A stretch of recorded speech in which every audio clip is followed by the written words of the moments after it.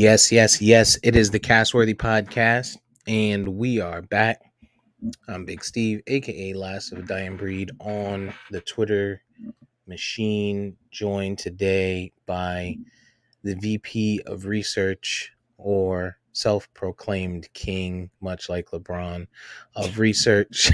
It is Sunday, May 7th, 2 days after Cinco de Mayo weekend. And right now it's a two-man gang. We don't know if there's going to be a third. Will he show up? Will he not? He's like the boogeyman. Say his name 3 times, Candyman. He may come. He may not. But for now, it's myself and VP, and we're here to cover a little bit of everything. It's the Castaway Podcast, where we can be found is pretty much anywhere where you stream podcasts. You can go on Google and type CAST space Worthy WORTHY, and a host of different sites will come up, from iHeartRadio to Spreaker to Spotify, and anything you can think of where you can Apple Podcasts, anywhere you think, Apple Music, wherever you listen to podcasts, you can find us. So if you have a free source, it's free. Just listen, give us a stream. You can find us on social media, on Facebook, Castworthy Podcast, on Twitter, Castworthy Podcast, and on Instagram, Castworthy_podcast. Like, comment, leave some feedback, topics, all that fun stuff. Interact, and we're here for it. But let's get started. It is a beautiful Sunday. I'm sure it's a great Sunday for you.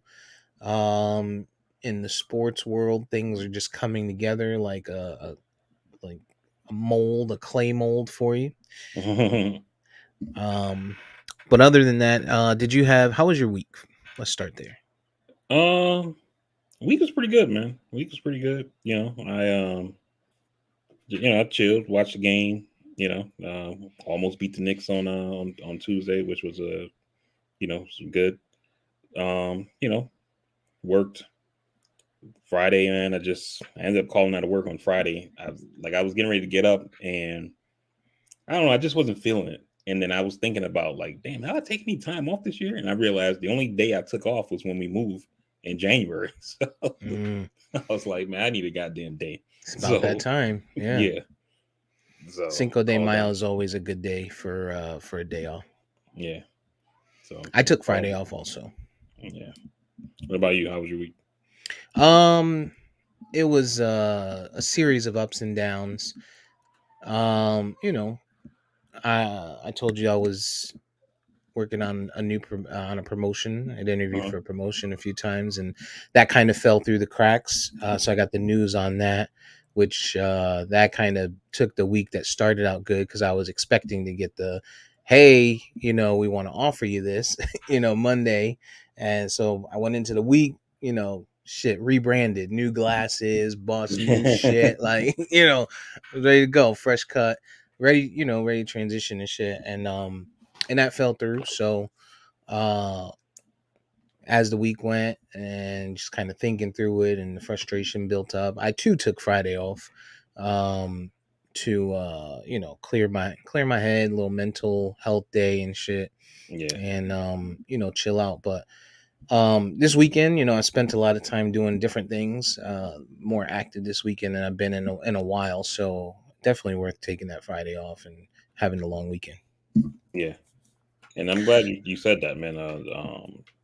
Mental health day, because this month May is mental health awareness month. So, if anybody listening, man, if y'all need to talk to somebody, get something off your chest, etc.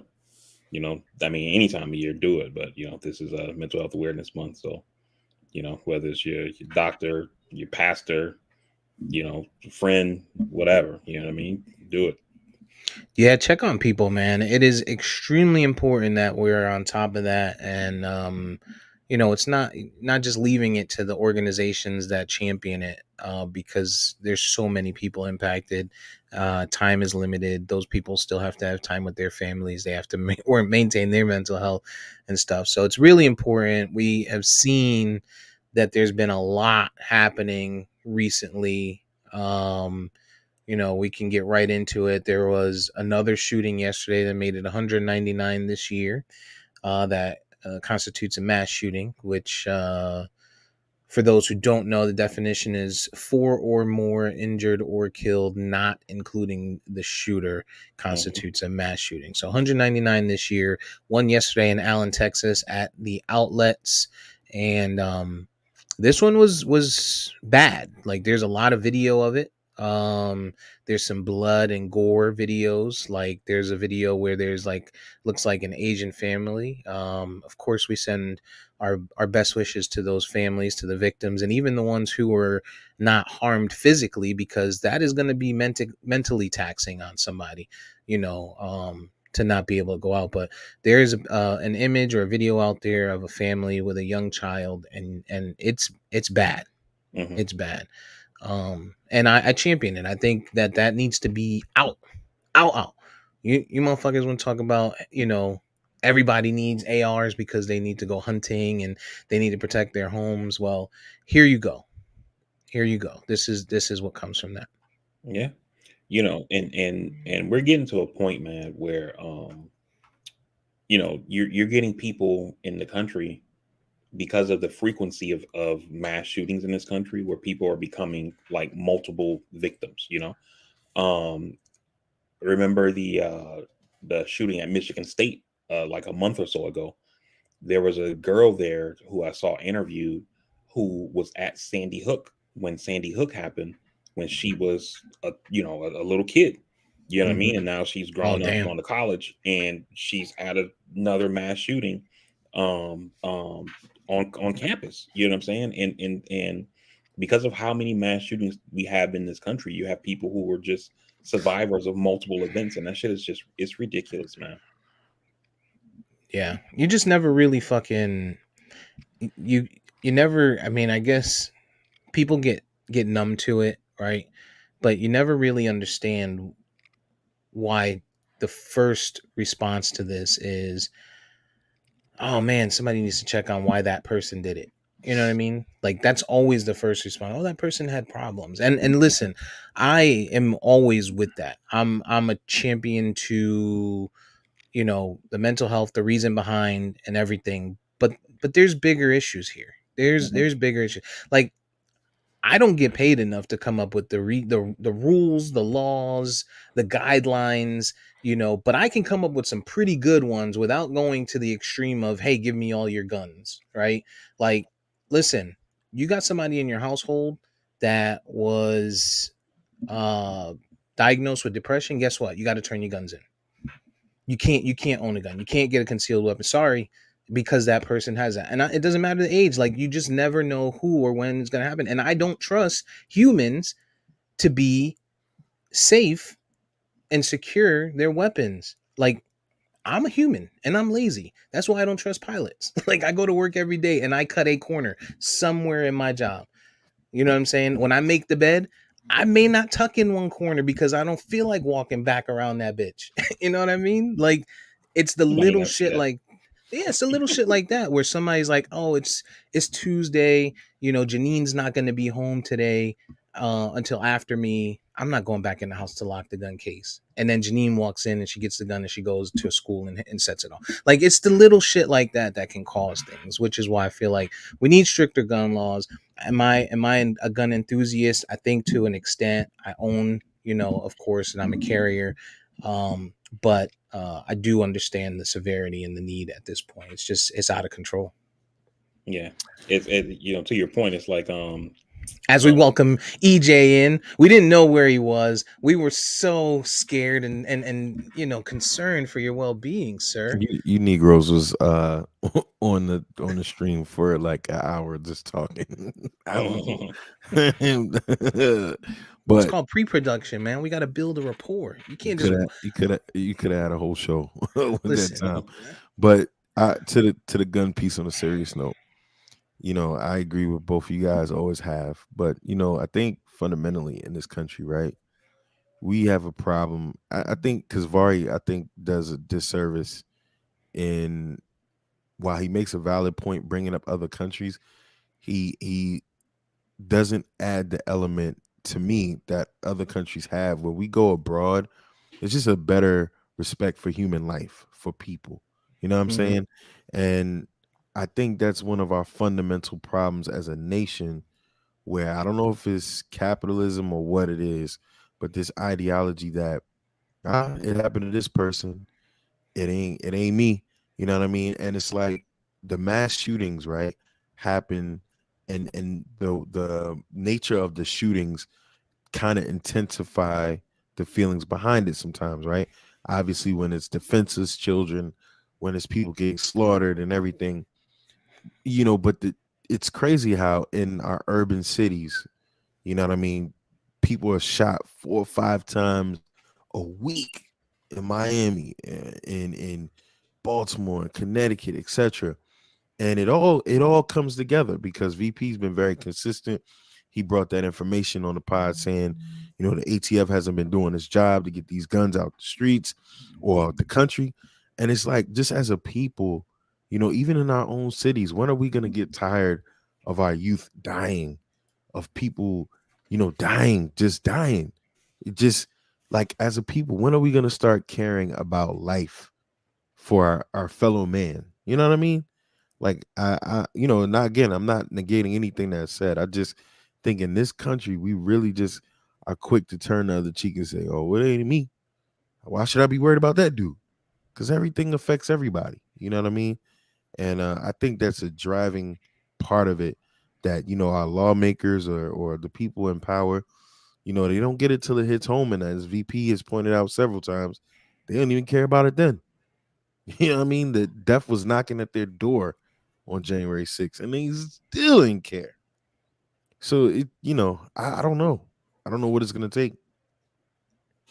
I don't I know mean, I what it's gonna think part take. of it too is just, in this country, um, we, I mean, the country itself was basically founded on violence, right? I've said that. I've You said that. know, Yeah. um, they we violently overthrew the king. You know what I'm saying? And we use violence to build wealth. Through the violence and trauma of slavery. The And indigenous people that were here before we came. right. So it's kind of like almost like it's in this country's DNA. I mean, you look at like we've talked in the past. I told you guys I love to play Hamilton, and I find out from when I watched Hamilton the first time, like that's how Hamilton died. He had a duel with Aaron Burr. Yeah. Yep. Just because Aaron Burr felt like Hamilton said some shit about him. He used words, so he says, we have to, have this Fight to gun the battle death. to the death. Because you said something I didn't like. You know what I mean? And so, it's just, it's one of those things where it's like it's kind of like violence. It's like as old as American Pie, or as American It's the as very pie, or however that it's the saying very goes. fabric we written on, the Right. very piece of paper we got our independence on. And while I understand all of that, I still, and I get Steve's point, right? Because the majority of people who are gun owners are law-abiding citizens. They're just, they got guns for whatever reason. They're hobbyists, they're hunters, protection, whatever the reason is. It doesn't matter, right? But the problem I always come back to is that I think that while there could be a mental health component, there could be, whatever the reason is that somebody um gets to the point to where they want to extinguish multiple lives, right? We're a country who gives them the tools to do so at a whim. Just as soon as it clicks in their head, they have, we've seen these stories about how, oh, the shooter in this particular shooting, they went and bought the gun 2 days before, bought a bunch of ammunition, and there's no reporting standards or anything like that saying, hey, this guy just bought a gun and 6,000 rounds of ammunition. you know so Mhm. what I mean. We just make it available for people to be able to go out and create mass death. The And the other thing too, let me add to that real fast before I have to go jump off and come right back. The other part that Steve has also brought up is the punishment part. And I think that isn't to be overlooked. Like, as a kid who grew up in the New York City metro area, and the stop and frisk and the gun laws, while it was racially motivated, racially targeted, we all know the consequence. It had an impact on the decision making of those in the criminal underworld, right? And too often we see the Kyle Rittenhouses, we see Mm. the other people that the kid that went across state lines from Milwaukee to Illinois, was it? I don't remember. Same Yeah, person? that was Rittenhouse. That was Yeah. Rittenhouse, Rittenhouse. Rittenhouse. The Kyle Rittenhouses. You know, we right till this day, I mean, we don't know if he's gonna get the full extent of what should be due to this person because the law is in place. They, because of the skin tone, because of the audacity, the whatever was going on in this person, Caucasity. whatever was going on in this person's head, him and his mom thought this was okay. And it's like the law, when we see it exacted on our people that look like us, it's taken to the extreme. But in these situations where the mass shooter is continually someone that looks a certain kind of way, the FBI, the authorities, these people were on their line, nothing happened. So I mean, it's. I think we all know, and we all say the same things, and we all agree in a large part. It's just, we've got to have something happen. I'm totally with the laws being implemented and the enforcement. The red flag states are out there. You know what I mean?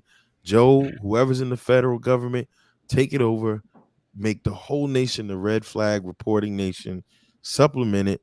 Like to Steve's point, if you got a gun and you're over here kicking cats and you're torturing animals, Hmm. yo, nah, somebody got to Hmm. report that.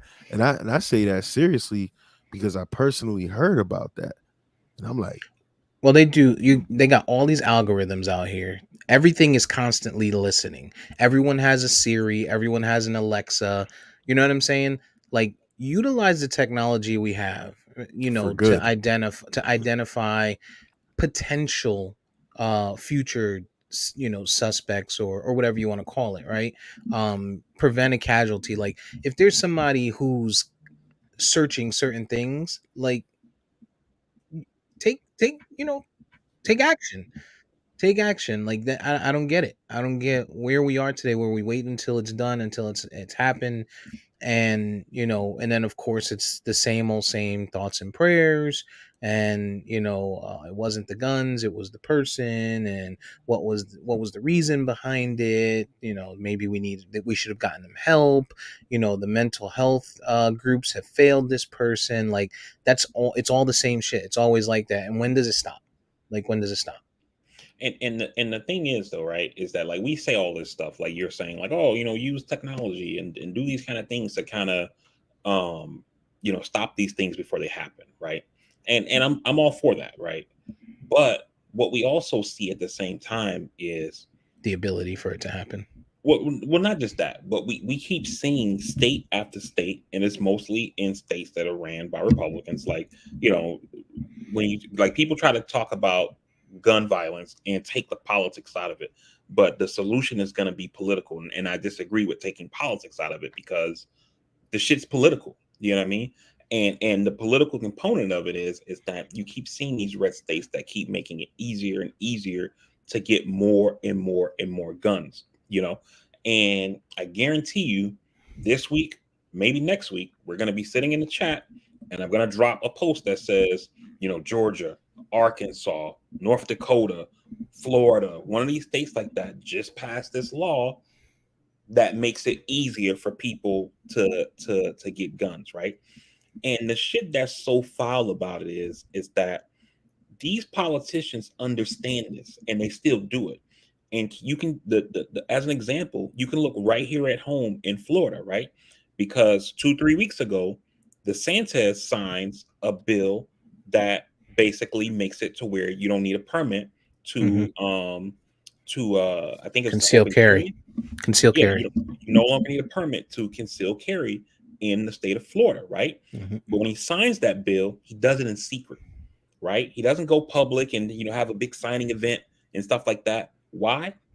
Because when the next mass shooting happens in Florida, and we find out that somebody went and bought a gun, and then they were concealed carrying it, and then they went into a space and executed people, right? DeSantis doesn't want the media to show images of him signing that bill into law and then draw back and draw back the dots connecting it to this law. He wants to try to remove himself from it, even though he's putting this thing in the public, the capacity to be able to do it. You know what I mean? And so it kind of tells you, while people will say, oh, well, Democrats are saying we got to take all the guns and Republicans are trying to protect our gun rights or whatever, they understand that this shit is a problem, right? And at least from a public perception, marketing standpoint, they're willing to say, yeah, this shit's a problem. I shouldn't be seen doing it, even though I should keep doing it. You know what I mean? Right. And the shit is fucked up. It's totally fucked up, and so it's for their supporters. Like, I mean, you think about it, right? You can sign it in silence because your supporters are going to wake up tomorrow and they're going to read about it and they're going to feel like it's a victory. Right. To your point, what you always say, promises made, promises kept. Hey, I told you guys I would get it done, and it's done. Now, you've seen the videos of him in public. You have seen him saying, he would like to move to open carry. He wants to, follow in Texas footsteps in that sense, and so on, right? And that's when I think it gets really nasty and dirty, especially here in Florida, because. And think about this real quick, Steve. Following Texas footsteps, right? This shooting that we're talking about in Allen, Texas, I think they said it's like a suburb of Dallas, if I remember correctly. But this happens yesterday, right? On top of, what was it, last week, when the guy went and shot up his neighbors because he was out shooting in the backyard or whatever, and they asked him could he stop doing that, and he goes and kills the whole family, including, I think it was like an 8-year-old child. So that's the footsteps he's trying to follow in. Yeah. And then the way they positioned it, I don't know if you saw, I forget who it was in Texas. One of the politicians there said, or maybe it was the police chief that said something along the lines of, it's really sad that an illegal alien went and bought an illegal firearm and committed this act of violence or something like that. Like, it's crazy. And then here we are, Margarita Friday, it's the Cinco de Mayo. You know what I mean? You're gonna place the blame on individuals, and then it's crazy, yo. It just, I don't know, man. I don't know where we're going, but I do know one thing. I'm a full supporter of this saying, if you can't beat them, join them. And so, with that said, just don't be caught without it is all I got to say to people, man, because you just never know. Like, think about it. If you're in that situation, you're at a mall, you're at a shopping plaza or something like that. Can you get to somewhere where you're safe and secure and out of harm's way, and there's only one entrance to the room that you're in or the area that you're in, to where you can now protect yourself if the situation came down to it? And that's how I think about it. Like, that's where it's at for me. And that's the world that we live in. But of course, all the best to those in Allen, those that were there, that were not physically harmed. Again, it's going to be, mentally taxing. I posted something in the chat earlier about a guy who responded, and his son works in the H&M there, and he was like, it was just crazy because he heard it, somebody was injured in his store where he was working. The guy that responded, he was like, he got there, never thought he would have seen it, and the first person he saw was a woman, and she was down on her knees and covering her head. And when he turned her around, her face was gone. Face was shot the fuck off. Right. Wow. The next one was a woman that was, unfortunately she had been killed, but she laid on top of her child. And he was able to pull the child out, and the child made it, covered in blood. Right. And was concerned for his mother's well-being. Hey, my mom is hurt. My mom is injured. Like, this is the type of PTSD for this child. Yeah. Oh, forget it. And so it's just, it's tough, man. It's tough to think that now you have to be very calculated in where you go. And that's why, like, I tell people all the time, like, on the weekends, I'd rather stay home. Like, I'd rather take days off and go on a Monday or Wednesday at 11 a.m. to wherever, Disney, SeaWorld, Costco, because there's less people there, and these fucking weirdos and whack jobs are trying to target in mass. They're not trying to target when there's, 15 old people and me in there. Right. You know what I'm saying? So that's kind of how I move, and that's the suggestion, moving forward for me, at least in these states, the Floridas, the Texases. Like it's out of control, man. It's out of control. Definitely. Um, to your point though, mental health. Again, we're trying to be aware and spread awareness and such. Um, there was another incident that took place in New York, and people are protesting today. Mhm. I'm sure you saw the video. Gentleman by the name of Jordan Neely, who was a homeless guy with mental health issues, who was choked out on a subway by a veteran. They alleged that he made threats to the people in the car, and the veteran said that he was just trying to protect himself and everyone else, and Mhm. didn't expect that he would kill him, although he had him in a chokehold. Um, so there, people are outraged. He was not charged at all. People in New York are outraged about this, and of course, anytime something like this happens to somebody brown, they dig up every possible thing they can and then spin the narrative 100% invalid, talking about, oh, he's got 40 plus felony arrests in the last year, and that is not the truth. The truth is he's had 40 plus incidents, which were, you know, MTA, he was not paying his fare, or you think about it, if he had 40 felonies that he was arrested for, he'd be in jail. You know Right. what I'm saying? Like, it's the petty crimes that he's getting picked up for, and you think about it, and some of it is trespassing, right? And why do you do that? You live in New York City where it snows, where it gets below zero, and you're homeless. If you can't get to a shelter, what's the next way of you getting heat? Somehow I'm gonna go commit some petty crime, and they're gonna take me in for the night or two or the weekend, and I'll be fine, right? And I don't think people think like this. It's people that are trying to spread the narrative that he was this bad person, and he was, harming and beating up and assaulting people in the subway regularly, and that's not the fact here. That's not the case. Yeah, this whole situation up in New York, man, it's just like extremely fucked up, right? And like I get it from one side saying, well, the guy came on, he was shouting, we thought that there was going to be some kind of danger, et cetera, right? And with the guy who's a veteran, he's actually a Marine veteran, and those chokeholds, like I learned those same chokeholds, like those chokeholds aren't to like, oh, this guy might attack somebody, so let me, hold him back kind of thing until the authorities arrive. Like we Hmm. learn those chokeholds to kill people. Right. You know what I'm saying? This is how you can extinguish life in your hands instead of with a weapon if it ever comes down to hand combat.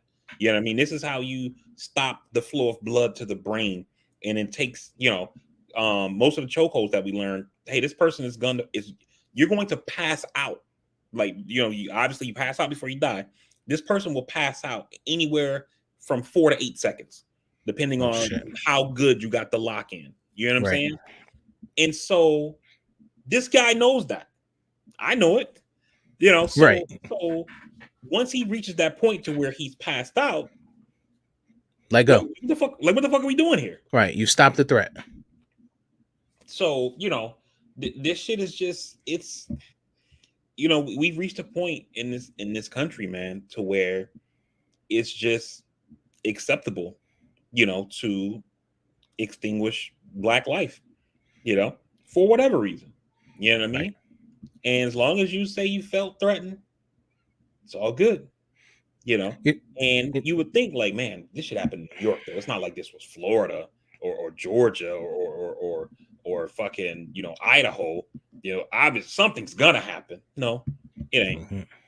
mhm. So this shit is terrible, man. And even when I was just looking at it, I pulled up an article here on CNN, and they have a quote from the lawyer for the guy, the Marine guy, and he's like, "Oh, he never intended to harm this guy, and we hope out of this awful tragedy that a new commitment from our elected officials to address the mental health crisis on our streets and subways can come out of this." And Mm. it's like, This shit didn't happen because there's a mental health crisis in the country. This shit happened because somebody who is trained in the art of death, essentially, you know what I mean, took it upon himself to kill this guy. You know, even if he Right. didn't mean to do it, like again, you know, it's just, even when you talk about like these guns are created for death. That's the point of them. You know what I'm saying? Whether it's Mm-hmm. to hunt animals or people, that's what they're created for. Those chokeholds that he learned, when I learned them, nobody was like, "Hey, man, if you ever in the Walmart and somebody's getting frisky, this is how you could kind of slow it down until the authorities could arrive." You know Right. what I mean? I never, unless I skipped that day of training, I don't know. You know, but I never was Right. taught that way. I was taught this is how you kill a motherfucker with your hands. If the shit gets close, he's too close for weapons at this point. You know, this when you get in close combat, you know, hand to hand, this is how you're gonna take care of that shit. Yeah. Yeah. And you know, it's as a society, we just sit there and we watch it, right? Yeah. People sit there, they watch it or they record it.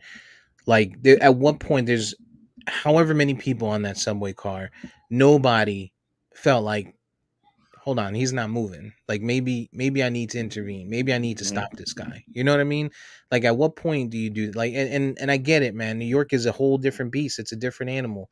People go about their day. Like you could be doing whatever and motherfuckers will just walk past you. Hundreds and thousands of people will walk past you doing whatever you're doing, you know. Mhm. Um not help. Like, you know, I've heard stories of pregnant women falling, tripping, and people just keep walking. No one helps them, you know, or you might get that one out of the next 50 to 60 people that decide, oh shit, let me help her out. Like that's the New York, right? But still, like you see, this is if you have time to pull out your phone and record it, you have time to try and stop this guy from fucking committing murder and killing this guy in the streets over whatever, right? No physical harm done to you. You have no reason to engage and decide that you're gonna try and restrain me. None whatsoever. Right. And I actually hadn't seen the video because I've been kind of making a point of I Not just watching this yeah, bullshit. I reached a point where I'm tired of seeing black people killed, you know. But I just while you were talking, I played the video with the sound off, and you see the guy in the chokehold. They're laying on the ground, and I see 2 to 3 men around them. You know, they could have grabbed his arm and said, "Look, I got him. Go ahead and let him go. You Mm-hmm. know, we'll hold him down until we get to the next stop, or you know, whatever, until the authorities get here." And then you know the dude can be arrested, removed from the train, whatever would happen from the law enforcement authorities kind of aspect of it, right? But they're just standing there while the dude's just being choked out. Right. You know, while he's choking the guy is laying there. He has one arm up in the air. I don't see him attacking, trying to break loose. He's just laying there, and then the arm kind of goes limp because at this point he's probably passed out. You know, Yep. and he just keeps holding the chokehold.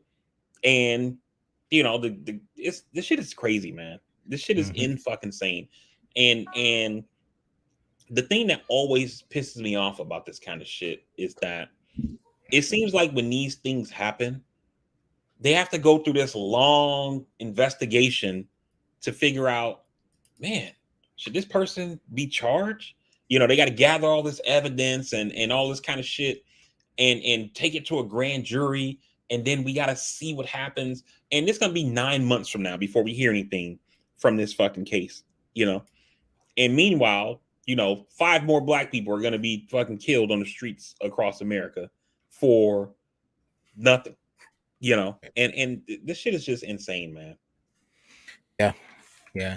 You know, and then here's the other part, right? And um they'll go out and they'll dig up everything on Jordan Neely, which they've already done, right? Mm-hmm. But they're not gonna go out and they're not gonna dig up on I don't even know the guy's name. That's how crazy it is. You don't even know. I His don't name know is his name. Daniel Penny, age 24. Okay. So they're not gonna go dig up Daniel Penny's history, right? Whether it could be PTSD from the military. Mm-hmm. They need to go look at his military medical records. Is there something there? And if again, if nothing else, right, you can use that for the future, you know, to help veterans and things like that, whatever it might be. You know, we know that it's a big deal. I'm one of those people that I just don't feel like you wake up and decide today I'm gonna go kill somebody and it's gonna happen. You know, if you're in your right mind, like something's got to be going on for you to be choking this guy out. I'm assuming he blacks out, right? Mhm. And now when the arm goes limp, he's not sane enough to say, "Oh shit, his arm went limp. I might kill this guy. Let me let go." He's Right. blacked the fuck out, and he's done. And eventually, he comes back into his senses and lets him go. And now it's too late. But I mean, we see all the background um for Jordan Neely, but we don't see anything for Daniel Penny, and I'm interested in seeing that. Right. And like listen to this part of the story here from the article, right? It says, in the minutes leading up to the deadly chokehold, Neely had been acting erratically, but he did not attack anyone on the train, according to Juan Vasquez, a witness who recorded the interaction on video. As soon as Neely got on the train, he started yelling about being fed up and hungry and tired of having nothing, Vasquez told CNN. Before he was killed, Neely said, "I don't care if I die. I don't care if I go to jail. I don't have any food. I'm done," according to Vasquez. At some point, Neely took off his coat and threw it on the train's floor, repeating he was ready to go to jail and get a life sentence, Vasquez said. As the yelling continued, many passengers became visibly uncomfortable and moved to other parts of the train car. Neely did not appear to be armed or looking to attack anyone, Vasquez told CNN. Then a rider came up behind Neely and put him in a chokehold, and the two eventually fell to the floor, said Vasquez. Neely did not interact with the passengers at all prior to the attack. So here's a guy on a train who, like you said, we've all seen videos on social media, IG, etc., of New York. You know, like this one account that I follow, like they post shit and they be like, only in your favorite city, and it's like crazy shit happening on the streets of New York or in the subways, etc. Right? And so me, especially not being a native New Yorker like you and EJ, I would just think this is just, the same way people be like Florida man. You know what I'm saying? I would think like here goes just some crazy shit that happened Another day in New York. In New York City, right? And some guy walks up on his own and just puts this guy in a chokehold. Just, okay, in my mind, this guy may hurt somebody or, whatever. So let me eliminate this threat or whatever. And even if you did that, I'm not even for that. But let's just say that was considered okay, right? You have to know, like I said earlier, just from your training, this chokehold you got this guy in, this is not going to, quote unquote, subdue him. You know what I mean? This chokehold is an instrument of death. Like, come on, man. Like the shit is crazy. And then, like I said earlier, the people standing around not doing anything. Okay, look, he's down. I got his arms, I got his legs. You can go and let go of his neck or whatever, and you hold him down until the authorities show up and say the dude was on the train, he's going crazy, blah blah blah. We thought he was gonna hurt somebody, so we took him down. You guys deal with him, and then you let it play out however it will or whatever. But in this case, now, somebody's dead, right? And then they immediately turn the shit political, right? Because now the shit happened in New York City, so it's being investigated by the Manhattan DA, who's a Democrat, right? Who's this guy's lawyer? He's the Republican who ran against this against the Democratic DA in the election in November. So I'm pretty sure they're going to turn. Oh, he's only going after him because the Democrats hate veterans and all this kind of shit. If he was doing his job, you wouldn't have crazy people on the subway and all this kind of shit like that. They're doing all this catch and release and bail reform. They don't want to do bail anymore. That's why this guy is on the street, because he was arrested 40 times, even though, like you said, that was bullshit. It's probably just 40 police interactions, just because those shits are documented anytime they interact with a person, and not 40 arrests or whatever, Right. Yeah, I'm trying to see if there's anything out there about this guy. They found some social media posts. He said he's a charismatic person looking for a bartending job. Come on, man. Come on, man. Get this dude some help. Matter of fact, put him in jail. Like nothing.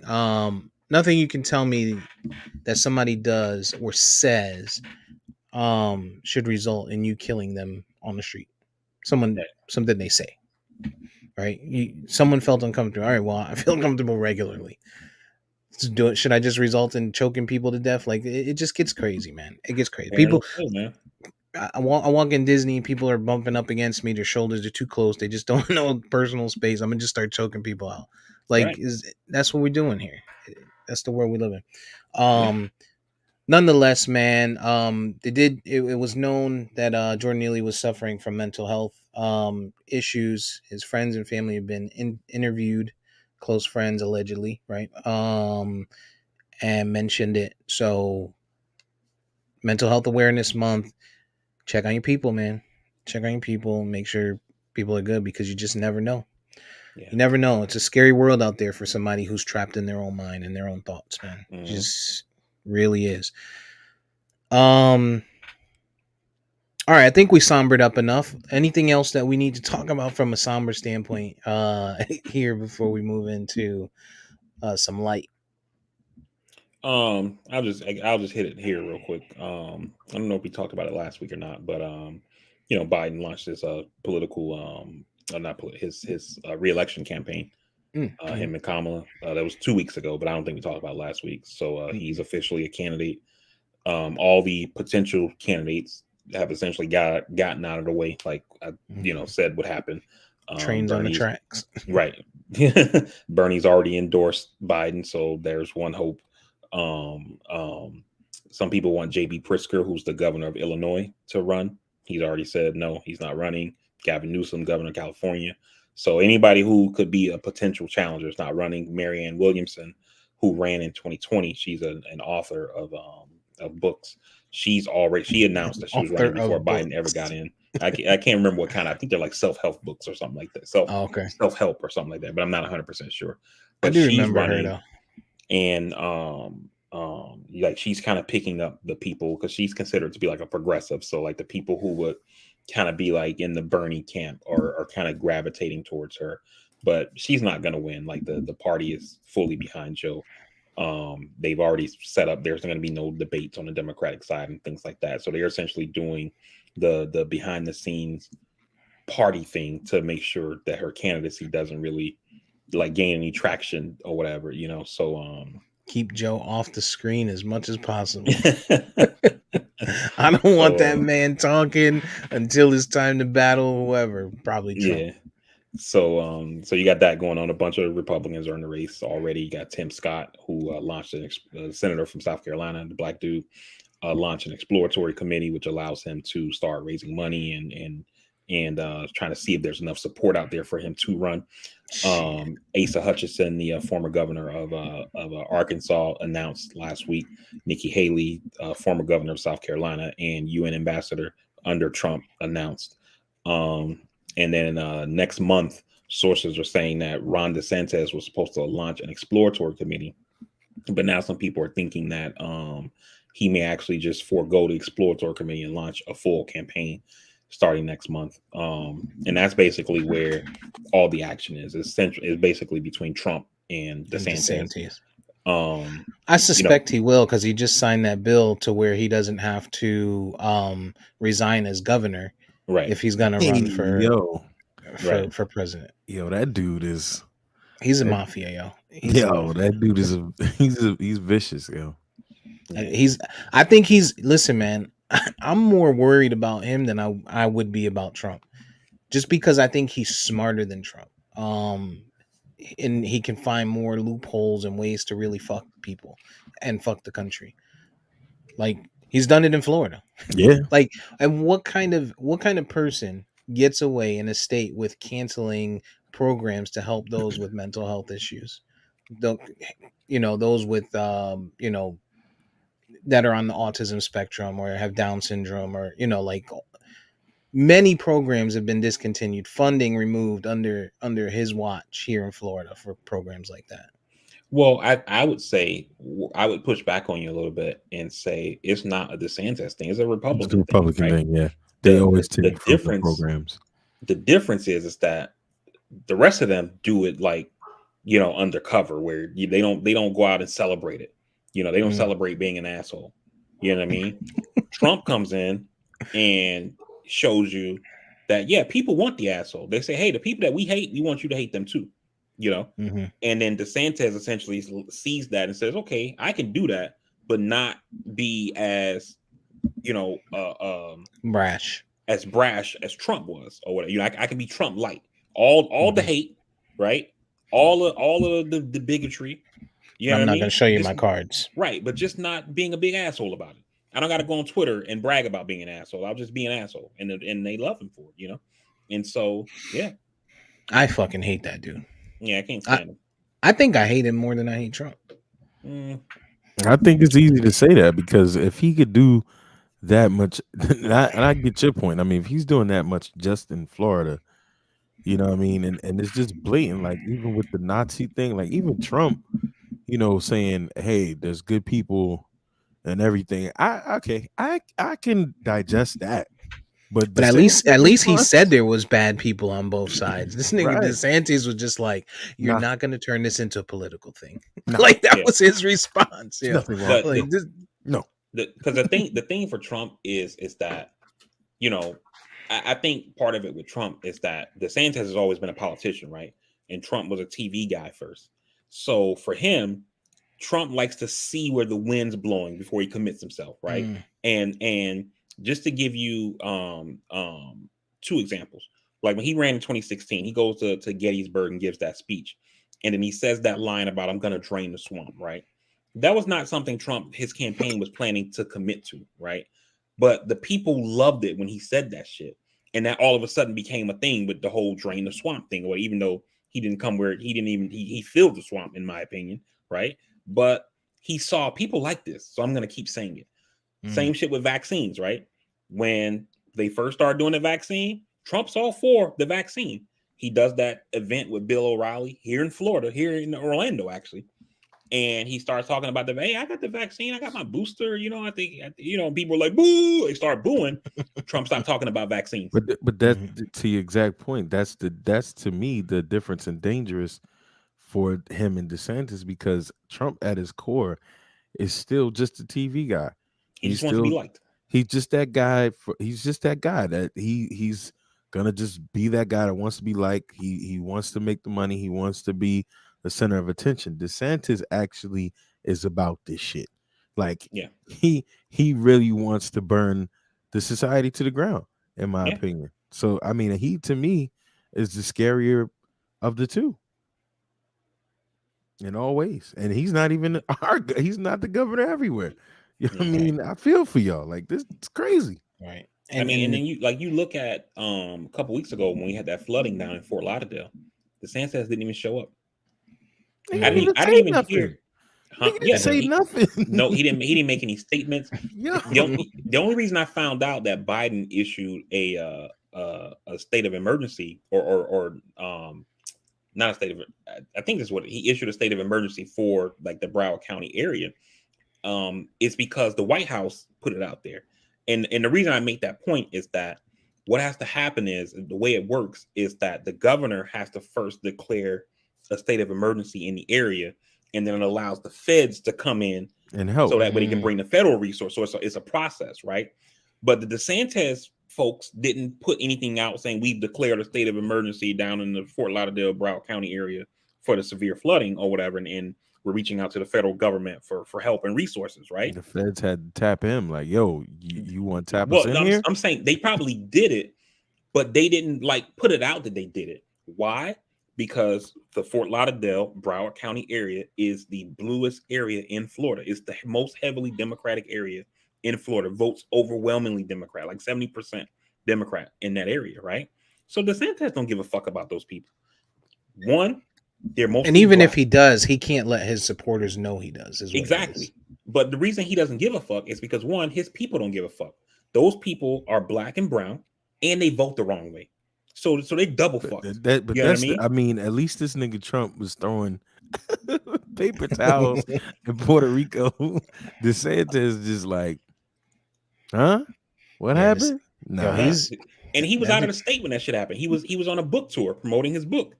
Didn't come Oh, back home. Didn't release any statements. Nothing. it's scarier. I think he's scarier also because of his reach. Like through the pandemic, you have all these people that have relocated to Florida. All the red people that relocated to Florida because we were doing it our way and we weren't going to be prisoners of the government and prisoners of Fauci, right? So that's why Florida is so overpopulated partially right now. Anyway, and so that reach for those people from here reaching back to their places are saying, "Hey, this guy is great. This guy is amazing. Look it. We just who just said that COVID's done? It was never anything. You lived through it. I lived through it. We had two different experiences. I lived a great life here in Florida because of King DeSantis. But you, under Newsom, you couldn't even go outside. You should probably consider voting for DeSantis." Like that's the reach I think this guy would have, and that's why I think he's to me more concerning than Trump if he was to get the nod. No, I agree with you guys. You guys have convinced me, right? I think it's just my visceral hate for Trump that wouldn't allow me to go there, right? But at the same time, though, I don't know if DeSantis has the chops, right? Because he, like Trump, still has that base like locked up. When you look at the polling, DeSantis numbers continue to go down. Anytime he says anything close to being negative about Trump, the people get crazy because they look at Trump almost like he's like a god or some shit. You know what I mean? And so I don't know how DeSantis tears those people away from Trump. And I And just Trump is petty, right? So where Mhm. where you said Bernie was like he already endorsed Biden. Trump will go to war with this dude DeSantis before he'll be like, "Oh, you know what? I lost. They get, you guys should support him." He'll be on the other side like, Yo, "No, I'm starting my Trump, own party. Vote Trump, for Trump me." petty. Check. You want to hear Trump petty? The Trump people have already put it out there in the whole Republican like establishment. Anybody who works for the DeSantis campaign or like a PAC, super PAC affiliated with the DeSantis campaign or whatever, they're persona non grata. You're not getting no government job. You're not getting appointed or anything. Once Trump is the nominee, you're not going to work for his campaign. You're fucking done in Republican circles. Your name's Damn. going on a list and it ain't coming off. You know what I mean? So DeSantis is already having problems, like even staffing up, because some people are like, No, I don't I want mean, to I do that. like him, but if he don't win, like I Right. want to keep working in politics. You know what I'm Right. saying? Right. I 50 can't Cent. associate with this guy. 50 Cent said it best. He said the biggest gangsters are in the boardroom, not on the street corners. Because these motherfuckers, they don't just eliminate you now. They eliminate the generation after you, the generation hmm after that, hmm and everything in between. And this is America at its core, man. It's just nasty. This country is nasty. It And is they never nasty. forget, yo. They Yeah. never forget. Um, Yeah. damn. Now the other thing, real quick, I wanted to touch on while we're in this Real quick. political space is your boy Clarence Thomas. Mm. This Nasty man. this shit is just it's ridiculous, man.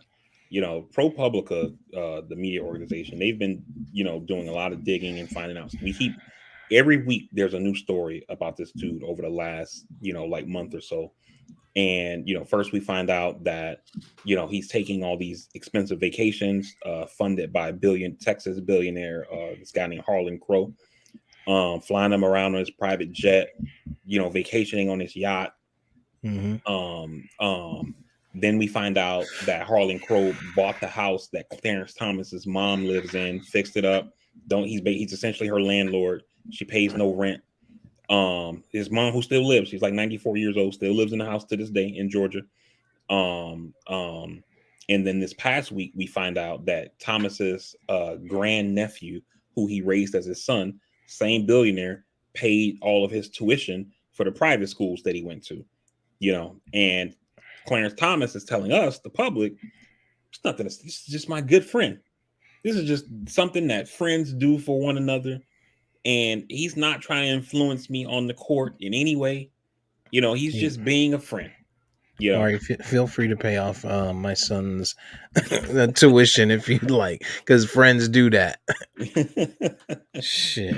This shit is just it's ridiculous, man. It is fucking ridiculous. I need. And You know then what? I just need Republican friends, yo.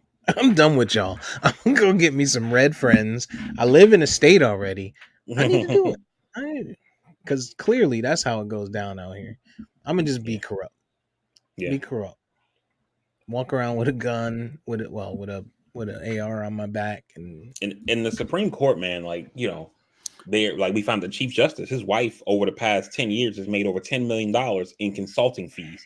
She essentially works as a headhunter for law firms to recruit lawyers for them. But all these law firms are law firms that like do a lot of Supreme Court work, you know. So But even when we did have a chance, you know, we should have had as a nation, we should have had the measures to protect ethically what these people do. I mean, when we implemented people in these positions for lifetime, you know, terms, I mean, what what do you expect? Like, these people are gods.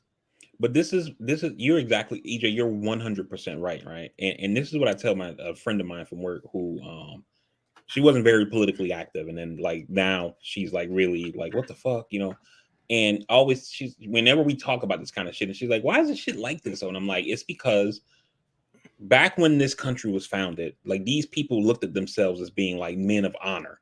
You know what I'm saying? And I'm gonna do the right thing just because it's the right thing to do. You know, like you look at I'm talking about Hamilton earlier, right?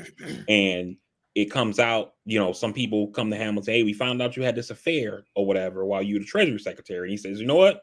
I'm gonna write this letter in the newspaper and tell everybody about this shit, you know, because people need to know that I'm not some disgrace. You know, this is what you know. And that's kind of I'm going to resign because you know I to protect the office and to protect right. it's about the office, not the man, and all that kind of thing. And that shit don't happen no more. These people know that they're insulated because of their power, right? Thomas understands that the country is divided, and even if he got impeached, he won't because the House is controlled by Republicans, so they won't impeach him. He knows that when it goes to the Senate, there aren't 66 votes there to force him out. And the only way that he can be kicked off the court is if he either resigns, dies, or he's removed from office through impeachment. And he knows the last thing, the impeachment part, is not going to happen. So this is a story today. It'll be a story for another week or two. Or, you know, if this is the last one, it'll last another week or two. If another one comes out, it'll burn another week or two longer from whenever the latest one comes out. And then it's going to go away and it's going to be forgotten about. And he'll still be on the court for another, you know, 10, 15 years or however long it's going to be until he either walks away when there's a Republican president who can replace him or he dies in office. He understands that. So he's like, I don't have to do anything because there's nothing going to be done to me. Clarence Thomas is the one person who's above his skin color. Because you would think a black person with this kind of dirt in any other role, in any other place, would be crucified, removed, kicked out, fired, killed, brought up on charges, like all of that. But because he's associated with the right group, they're willing to look past that melanin. Yeah.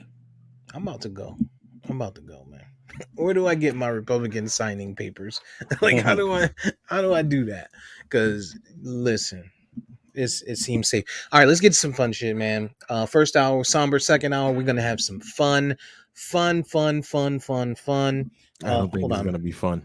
Well, for some of us, let me pull up my topics list. Timely, I wore the right hat today. Let's see. I told you. Well, EJ, I don't think you were here early. Let's run through movies and binges real quick. I had a horrible week. I had an up and down week. Part of that week, the bad part was getting some bad news. So that day I left work early and I went and watched Air. Because I was craving a movie, which is that movie about how Nike landed Jordan and became, The Jordan shoe, the Nike shoe of who brand. they are. Yeah. Mhm. Great movie. Great movie. Matt Damon, right? Matt Matt Damon, Ben Affleck, Damon, Ben Affleck, Chris Marlon Tucker, Wayans, Chris Tucker. There's a Okay. lot of yeah. There's Viola a Davis. Viola Davis played the Oh yeah, mom, she played plays the mom. Jordan's Yeah, yeah. mom. She did a good job. She I did a heard really good Jordan job. specifically asked for that, if I remember correctly. Yeah, I posted that he wanted Okay, yeah, okay. anyone would play his mom. It had to be her. She did a That was good his, job. that was his one request for the whole movie. She did a really really good job. But you know who did really good? And I'm not a huge fan of his is Matt Damon. Matt Damon, I thought did a really good job in that movie. I really thought it was a pretty good movie. Damn abort button. Abandon ship. Um, but it's worth a watch. I'm glad I saw it in movies because I'm a huge like sneakerhead and Jordan head. So I thought it was definitely worth it for me. But it's definitely worth a watch at least when it comes out on whatever streaming or legal or illegal streaming method you might have. It's pretty good. It's pretty good. I thought they did a pretty good job not focusing. Like it's one of those things where you already know the outcome. You know what I'm saying? Mm-hmm, So for mm-hmm. you to actually sit through a story of an hour and a half or so, it's also nostalgic. Like there's a point there where Matt Damon makes a phone call from a car, and you're like, "Wait a minute!" But and he's like, and it's a car phone like from back in the day. You know what I mean? Like I remember seeing my first car phone like attached in the car. He's like, "Yo, there's a car. I'm calling you from the rental. There's a car. There's a phone in the car." It was, it's just super. It was good, man. I thought they did a good job with it. Yeah. Worth the watch. So that was one of my watches for this week. And then Friday, what were you saying? Guardians. I was gonna say LeBron got bad timing. I saw a preview for his movie getting ready to come out about his life story. Oh Yeah. yeah. So now you're He gonna have might. people like, "Oh, Jordan movie made more money." You see, he's a goat. Well, if I was LeBron, I would push that back anyway. There's more story to be told, baby. There's more story. Now he can add the Bronny USC shit.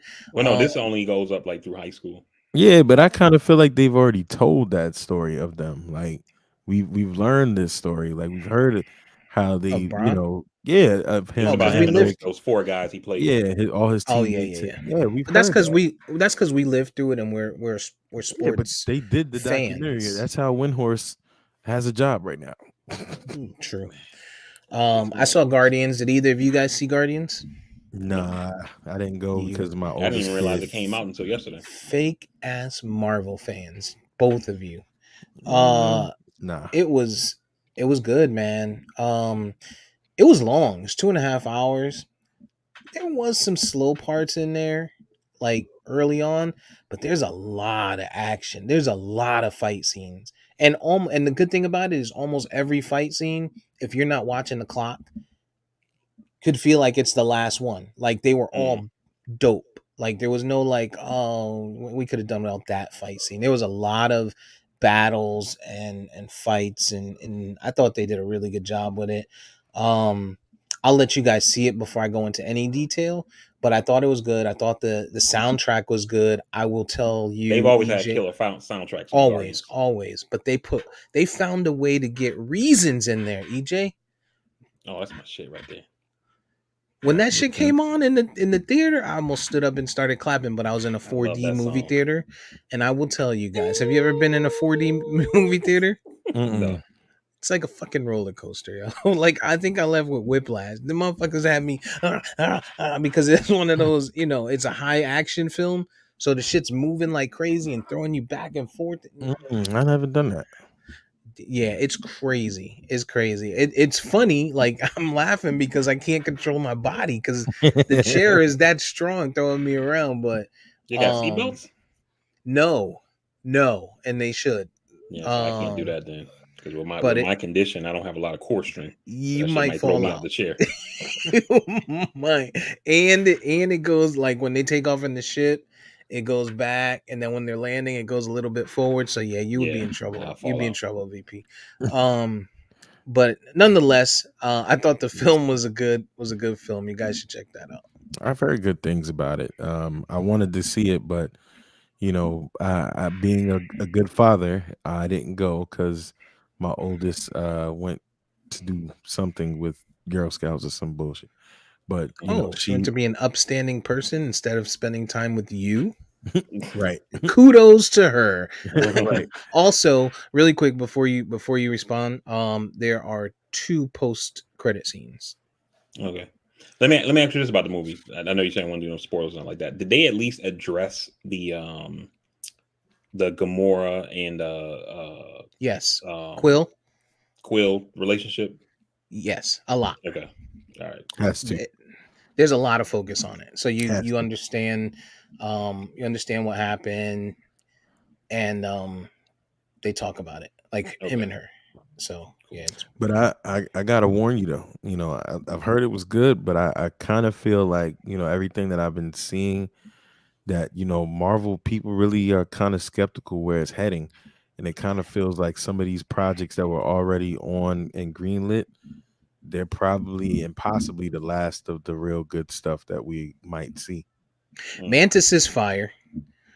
Drax is funny, of course, still, and we actually got to see Groot like do some shit in this one, which is what I really appreciated. Like I was like, oh shit, Groot's a beast. Yeah. But yeah, EJ, to your point, I think even still, like I think right now, today, we're in a point where it gets even harder for Marvel. Pause. It's going to be difficult to know where they're truly going to go because we don't know what's going to happen with Jonathan Majors. And I know there's a plan and a route, right? And maybe you just backfill this guy and you continue that same route.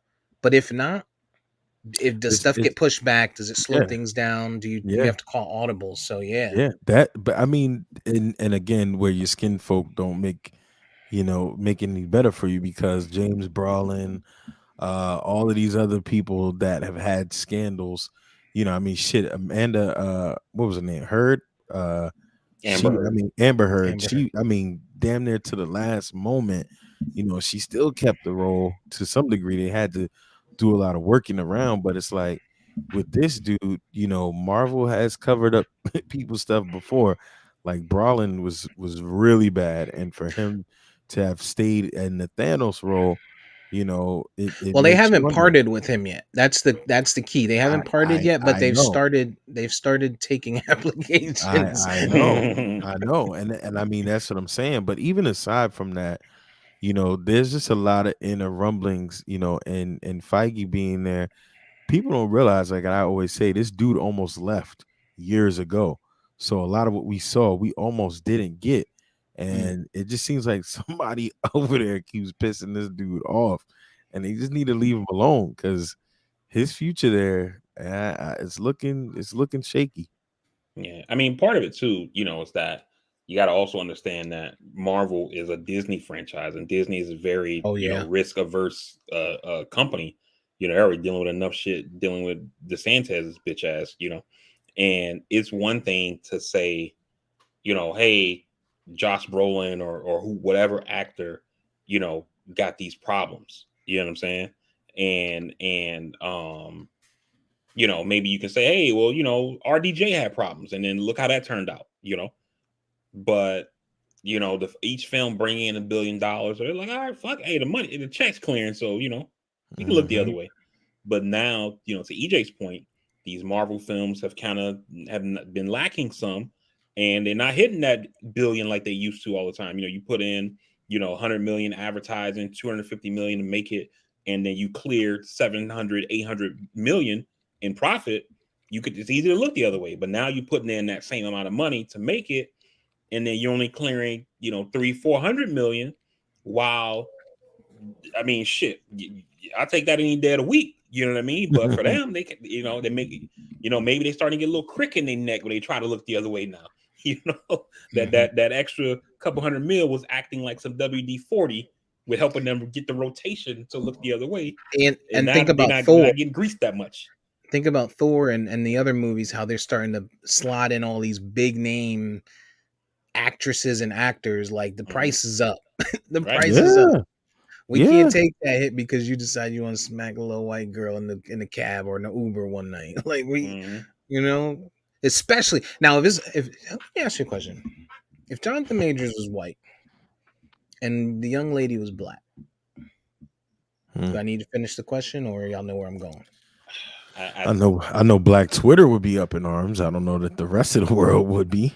I know where you're going, and I mostly agree with both of you. Right. My only hesitation is because of our current climate.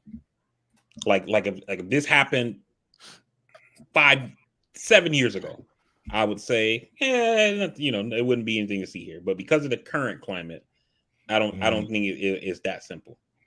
Like with Okay. Me Too and Times Up and stuff like that. I think it Common. probably would still be a big deal.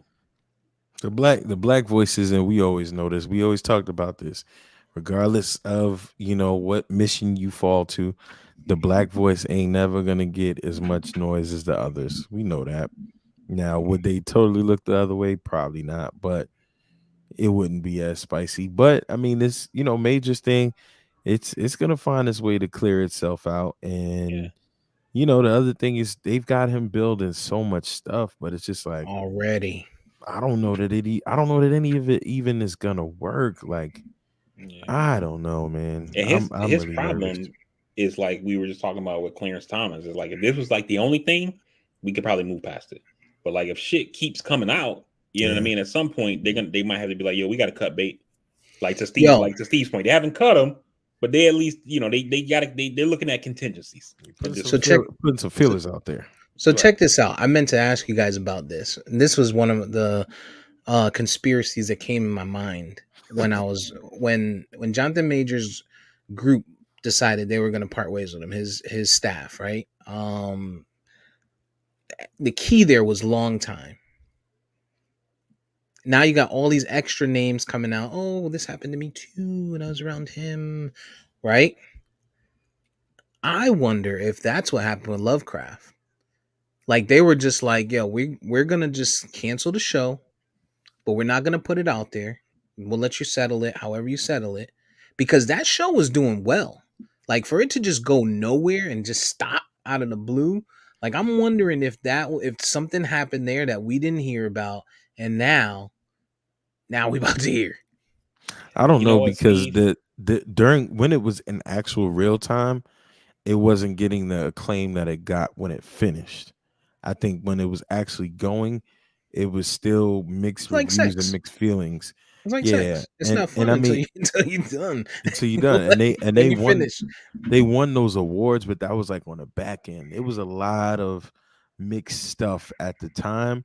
And I also think if you read the synopsis of what was written about that story, I think it kind of hit its wall. I don't You think think it they really ended? planned. Yeah, I don't think they really planned for it to go deep. Pause. Whoa. Hey yo.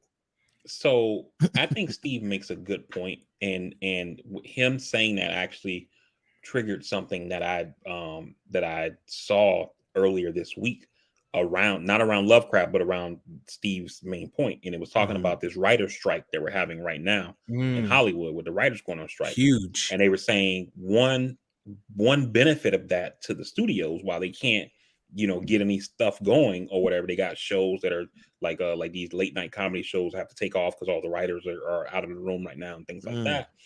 They were saying what these producers and stuff do, it allows them to walk away from shows that they probably were under contract to do, but they were ready to move on from.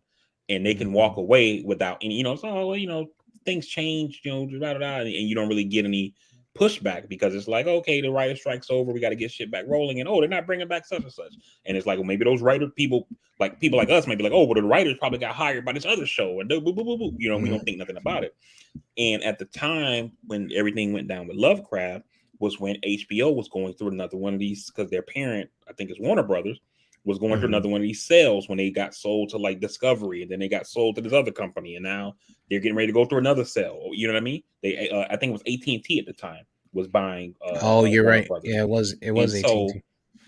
so so it could have been one of those things like that, like you said, maybe this shit was below the surface, and then the sale happens, and then it's like they just get rid of it during that time, and nobody thinks anything of it, and then none of this shit comes to light. Hmm. Yeah. Yeah. I don't know, man. I've been on record to just say, I love both universes. Guardians is the is kind of the reason that Marvel is taking the hit that it's taking, because it has so much success for a storyline that wasn't expected to. They started That's a good saying, well, point. let's insert these little things, like a We Shang-Chi. can't miss. Yeah, and the problem with these people and these creatives, right? They don't understand Steve's point. Get people's asses in the seats. They don't need to have the long stretched out narrative that's going to take 15 years to be like, you know what I mean? Because if you go back and look at the Iron Man, even VP, you watched all of these movies without seeing the first Avenger. Despite Winter Soldier, all it did was reference the first Avenger throughout it, Yeah. but you didn't catch it because you didn't need to, because through this stretch of time, they were able to keep you on a almost 15-year journey where you didn't even think twice. And at some point, they started feeling themselves and inserting different products that we don't really need. Iron Fist had a whole fucking series and it was trash. Jessica Jones had one good season, then it was trash. Luke Cage, you kill one of the best villains in Cottonmouth, and now bring him back to be Blade, which he's 50 years old, and yet the movie's not coming out for like a year or two. So it's like, yo, what are we doing? Like Yeah. they're banking that people are just gonna be there forever and ever, and people are fickle. It may not happen that way, until the next trend of movies come out, because it's trendy. We had the superhero trends, we had the before that the suspense thrillers, the horrors, the saws. What's the next thing? You know what I I mean? think they're banking on trying to be like, not trying to be like. I think they're banking on longevity, like Star Wars. Which Um, you just reminded me. That's such But a even that's becoming untapped. trash. Well, not But becoming. That shit is basically trash now. I I mean, think Star it's but Wars. been you trash. you got. But I mean, the thing about it is though, their fan base, they will never lose them. We talking No. about a fan base that's No, 50 right? years plus, and I love the Star Wars stuff, and I watch all of the stuff that they put out now, and it's like they really can't miss, and it's crazy how they've done this stuff, like George Lucas, to start from the future and then have it go back. They're fucking winning with it. That's hard. They're changing. They're literally changing the story that people thought they knew in the 70s every day today. So But it's like, I don't think that it was hard for Lucas to do that though, Steve and EJ, because sometimes like people who aren't really like big Star Wars fans, what they a lot of things that they don't realize is like Steve, you've never seen Star Wars, right? Like any of them? No, I Okay. saw Spaceballs. Okay, well, okay, cool. That's good enough then. So you know how when Spaceball starts, it does that crawl at the beginning of the movie, like telling you, like giving you Oh, like the in the background. beginning of time or Yeah, some shit like that. yeah, Yeah, yeah, like in a galaxy far, far away, kind of thing. So yeah. all Star Wars films start like that, right? Okay. But what happens is that like in between the movies, so like if you watch like the prequels, like episode 1, episode 2, there's a 10-year gap in between the two movies. Lucas used to have the writers like write books that kind of fills in what happened during those 10 years. You know what I mean? And so the fans used to read, read them shits or whatever, so they knew like there was an appetite for like these prequel series, and what happened, how did Han Solo do this, what happened to Princess Leia when this thing happened or whatever, you know what I mean? So they kind of knew that shit was gonna be there. yeah. But a lot of what they continue to do is driven by their comic books, and so a lot of people don't realize that. And I think that's what's super difficult, because they're coming up with new shit and they're putting it in these big productions. Whether it's the mini series like The Mandalorian, Rosario Dawson's about to get her own joint. Like it's so much that goes on, they Yeah. can't lose. And I think Marvel thought that in 2008 2009 we have now began to do this, and they forget that Marvel and DC have failed over the years many times before they actually hit Mhm. success. And it's Hmm. like you got to keep people in the seats. I don't Yeah. want to hear about Shang-Chi and how it's now possibly connected to what's going to happen in this next phase. 90% of Marvel fans never heard of Shang-Chi. Right. So it's And just the, like, and the thing too with a Star Wars is that well, they got 90% this of fan. fair weather fans, not the diehards. I'm sorry. Yeah. But with Star Wars, to y'all point, they got this 50-year fan base, right? And the thing is, it's like for those people, when the new Star Wars come out, they're going to see it, and they're taking their kid because Right. when their kid get older, hey man, you got to see Empire Strikes Back, you got to see the But I Last think Jedi and all that kind of Marvel's stuff. starting to get like that too. Like the toys and stuff, like the Iron Mans, the T-shirts. Like I think we're gonna get to a point here, probably in the next 5 to 7 years, unless something drastic changes, where those original characters, the Captain America, the Iron Man, and so on, are not going to be common knowledge to kids, and that's going to be where we come in. Like I'm thinking when my son hits 10 years old, or even before that, is where I'll probably start to introduce those older films, because Let's go they're back all to going to phase be one. seeing, yeah, they're going to be seeing the nows, you know what I mean, Mm-hmm. versus the thens. And so I think that's why I say I think Marvel's gonna, I think they'll be okay. I think they'll survive it. But to your point, VP, yeah, it's you're passing it down. It's a cult, like, if you will, like Yeah, like Star Wars to me is like it's a community. It's like a whole community of people, and a lifestyle. Like it's you listen. I go to Disney because I got passes, and when we stumble into Star World or Land or whatever it's called, the amount of grown ass adults dressed up as Skywalkers and the white suit guys, what are they, Jedi's and Jedis stormtroopers. and troopers, is crazy. These are adults, like adults dressed up in yeah, cosplay. Like it's crazy. Chicks with the Leia circled things on their Buns, little heads, like their buns. hair.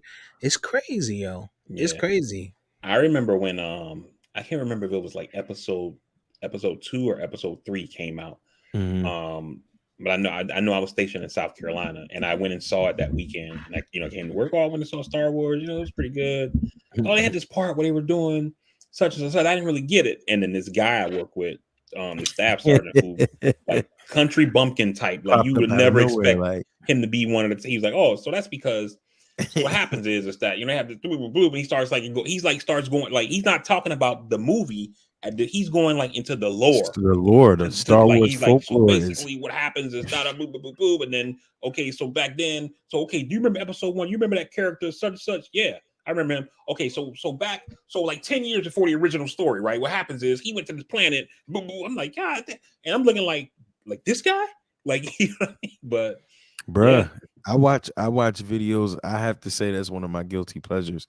I watch videos on the Star Wars folklore because it's so much that they're expanding it to that they didn't have 40, 50 years ago. So mm-hmm. it's like I really don't see that shit ending. Whereas Marvel, we all forget in the 90s, they tried and that shit was ass. And then in the Mm-hmm. 2000s, they tried again. They tried in And the 80s and then tried again in the yeah, 90s. exactly. Because And Howard the Duck was the first one. exactly. And not to mention, so you got to go back from Howard the Duck to Blade. Blade was their biggest and first success Mm-hmm. on a big screen. And, so that's the 80s to 98. And when you think about it, they just got the rights back because they fumbled the shit before. So it's just, you never know. They playing a delicate game. And that's the other thing. I think with Marvel, they change a lot of their tradition. Whereas Star Wars, they not getting into the whole wokeness of, okay, we about to make Luke female, and they keep it. Oh God. I'm just saying that their core fans, they don't like that stuff. I'm just saying. I get being I get progressive. your point, but I like the whole like when people talk about the whole like woke stuff and movies and all this kind of stuff. And I mean, put it I like look at it this. like Put it like this, right? Put it like this. What if in 5 to 7 years from now, the Black Panther is white? no, Niggas gonna be mad. right, but that's different though, right? Because what we're talking Snow about is Leopard. He's no longer so Black Panther. He's Snow Leopard. so like like Aha. like I guess the point I'm making is right because most people when they talk about woke stuff, they're not talking about black white shit like that. They're talking about homosexuality, right? Oh, this character and this character kissed or whatever. You know what I'm saying? I think the first one was I get that. Avengers Endgame when they show Captain America at that grief meeting, and you had a character who I think was one of the Russo brothers Oh talk yeah, about yeah, Yeah. going on a date with a guy or whatever. But Mhm. it was And started much before that in the comics. They were no, I really got pissed you. off in the comics. Right, but my whole thing with that is that we live in a world that has gay people, right? Whatever they are on the LGBTQ spectrum and shit, right? Mhm. So how can you have gay people in this world and not expect a world that's supposed to be like galaxies and a whole universe, and not expect there to be other homosexual Elements. beings or whatever, you know what I mean? So this I shit, get in that my piece. mind, it's just natural. I get that piece. I don't think and I get where you're coming from. For me, it isn't the introduction of that. It's the when you alter a character. Like prime example, when and I don't have this edition anymore, and it's probably gonna be worth money because I let somebody hold it and it's gone. But when they made Captain America in the comics secretly a part of Hydra all of this time, that pissed people off. Mhm. Like, stop fucking with certain shit. Like, you know what I mean? Certain shit. Like, if you wanted to turn around and say someone who didn't have a love interest for 50 years of its existence, okay, they have a new love interest. Cool. And they happen to be another man or whatever it is. Cool. But if we know for hundreds of years the Flash dates Iris West and that's his wife, don't fuck that shit up. Like, people are gonna be upset that you're changing folklore. And I think that's the difference with Star Wars. They don't even really tap into that piece because they've always made a lot of this stuff gender or kind of fluid, even just with the aliens just not knowing what one thing is from the other. They don't really get into that. But when they wanted to introduce new things, they introduced, okay, a new female heroine. We wrote something different. You know what I mean? Like stuff like that. Like I'm I got you. saying their So core you're saying people. introduce a new character and make them gay, and not Yeah, turn dude. an existing character. Don't change the lore, because when you change the lore, you lose the core. You know what I I mean? got you. That's what I mean in that piece. That Oh, makes he's a sense. poet I don't and think I'm didn't know necessarily it. against that. That makes sense. That's your title right there. When you change the lore, you lose the core. Facts. This nigga is MJ Jay. watching too many. He watching too many Bud Light commercials. When you go woke, you go broke. Hey yo, that Bud Light commercial though, where the dude was like, "I've been drinking Bud Light before, and it doesn't do anything to me." And then bends over and the thong is showing. I was like, "Yo, these motherfuckers, man." Wait, what? There's What? There's people some, making fun of Bud Light. You got to go on like yeah, IG. That's and a shit. fake commercial, though, yeah. right? It's a Yeah, it's fake like commercial. Like, I'm like, Okay. yo, they like, this is ridiculous. Come on, yeah. man. Yikes! What you been watching, VP? For me, man. Besides the playoffs. I'll keep I'll keep mine a little bit brief since we went long on Marvel. Obviously my normal shit, Survivor, Succession, I'm loving Succession, man. I wish it could go longer, but they're giving us a fantastic series finale so far. New episode tonight, by the way. The other thing that I watched, I started that new show, Citadel. It's an Amazon show. It's like one Oh, of I those saw like that. spy kind of Yeah, my shows girl where is in the there. guy loses his memory. Who's in it? Who's in it? The Indian chick that married the Jonas brother. I Yeah, can she never is say her name right. bad. I don't know how to The say her one, name the either. one that was in FBI, Steve. No, not FBI. Quantico, the star of Quantico. Remember the Oh, Indian okay. girl? Yeah. Yeah, Is it Mhm. she good? is. No, I don't. I'm not liking it. I've watched the first 3 episodes. The reason I don't like there's two reasons I don't like it. One, so the main star is Richard Madden, Robb Stark from Game of Thrones, Mhm. right? And he does an American accent. Now I don't know if he's British or American, but if he normally talks like that, then okay, fine. But if he's doing his American accent is terrible. That shit it's horrible. You know what Most I mean? British people's American accents are bad. I mean, it's bad, man. It's real bad. And so I can't. It like the accent is like fucking me up. First of all, and then Sounds like second, somebody who's been on this pod saying this for a long time. eh, Mm-hmm. but the next problem I have with the show is that the tech is like too much, right? Because they're supposed to be like some James Bond shit, and they got like all like in the third episode they do like a flashback, and he's on this mission, and like he's talking to his headquarters through his like earpiece or whatever, right? And the guy is like, Okay, look left. Okay, here's like the dude is telling him everything that's happening in the room from like a screen that he's watching or whatever. Okay, fine. They tapped into the security cameras, whatever the fuck. Okay, no problem. I've seen that kind of shit before. Cool. Okay, so now he's running down this mountain and he's shooting people, going crazy or whatever. And then like the shit, it's like a hill, and the dude who's in the earpiece tells him, activate your ski boots.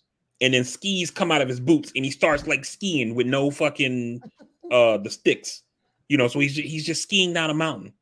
And then he falls and like hits his head and shit. And the guy was like, my screen shows your blood pressure's going up. You now have a concussion. This has happened. And I'm like, yo, how the fuck is this computer telling him? Like, I get it. I always tell people when you watch cinema, TV, movies, etc., you have to suspend disbelief to understand what's happening in the universe. But like, I feel like it's too much.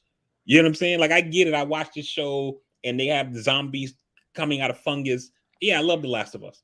I loved Walking Dead when it first started. I watched the Marvel shit. Okay, there's a guy swinging a hammer and calling down lightning and throwing a shield like a frisbee and all. Okay, cool. But like this shit just seems like it's too much, man. Like, so I'm not feeling it, man. I'm not feeling it so far. It's like it's done enough to keep. I told you I give any show 3 episodes. I watched the first 3 episodes. It hasn't done enough to like turn me off. I feel like I could keep watching, but like the super spy gadgets and all, it's kind of just making me like yo, what the fuck, man? They're in a car chase in episode 2. This dude shoots. He has a scope that's like doing like computer targeting and shit to shoot a moving vehicle, and it's like, come on, dude. like when the spy agency gets infiltrated, and they have some kind of chip in their brain, and it's like they hear a sound that says activating backstop, and it makes them forget all of their memories, so that way they can't be interrogated and shit. And then they give them an injection in the neck of some kind of serum that makes them remember everything again. It's like, dude, like what the fuck? You should expect to see more of this though, because that's the world we're moving to in people's minds. And not only that, all the writers are on strike, so you're going to see more and more as if this thing lasts. So I was listening to, and sorry, EJ, I don't mean to cut off your bingey time. I'm good. But I was watching something real quick they were talking about this the strike when it happened last time, and they credit that strike with the birth of reality TV. They said a lot of the reality TV shows came out during that time and got big during that time because there was nothing new. But you don't need writers. When you play chess like me and you fall behind on stuff like Succession, you'll always have something to watch when there's a writer's strike. And then the other thing, real quick, the last thing I watched, I watched that movie Parasite, the South Korean film that won Best Picture like 2 years ago. Mm-hmm. It's not dubbed, so you got to watch it in South Korean with the subtitles. But it was a really good movie. It was a really good movie. Like usually I don't like the Oscar movies. I thought it was actually pretty good. Like the message they're sending in the movie. Mm-hmm. It was good, man. I enjoyed it. Nice.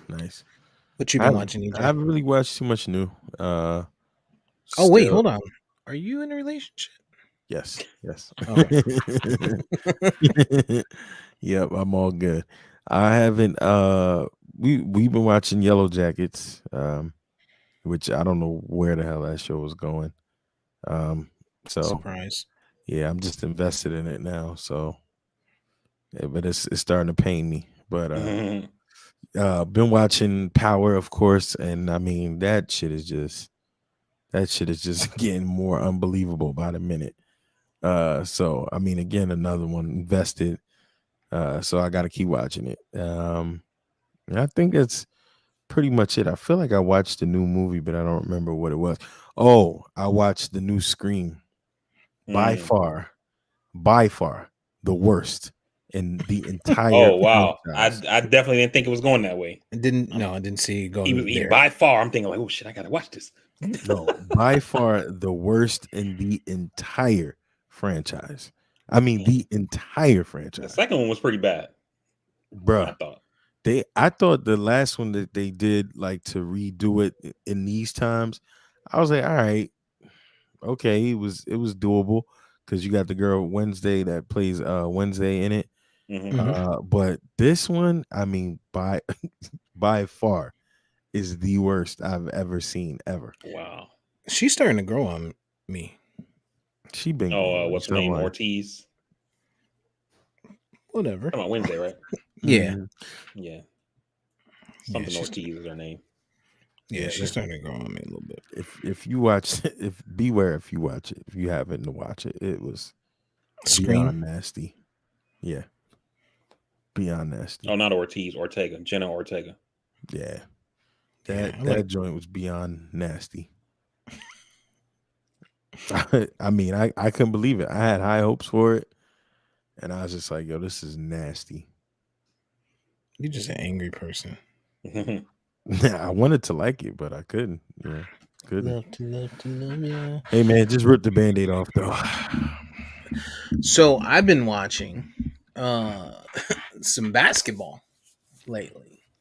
And what I've been watching is my picks come to fruition for the most part, with the exception of the Knicks. I told Sun. y'all, oh, and the Suns, but I told y'all going in, don't count them Lakers out. Can't bet against a team with, a top 5 all-time guy and Anthony Davis on their team. Like, that team is they got something going on. Rui Hachimura, dude is balling. Austin Reeves, this dude is the next Jeremy Lin / Matthew Dellavedova. He about to eat somebody pockets up. Like, next year, oh yeah, he getting paid. He's the next Duncan Robinson. Like, he about to get buckets, money. They're gonna back up a Brinks truck for this guy, especially if they continue to do well. Schroeder's dumbass could have been paid a long time ago. He's so damn dumb. And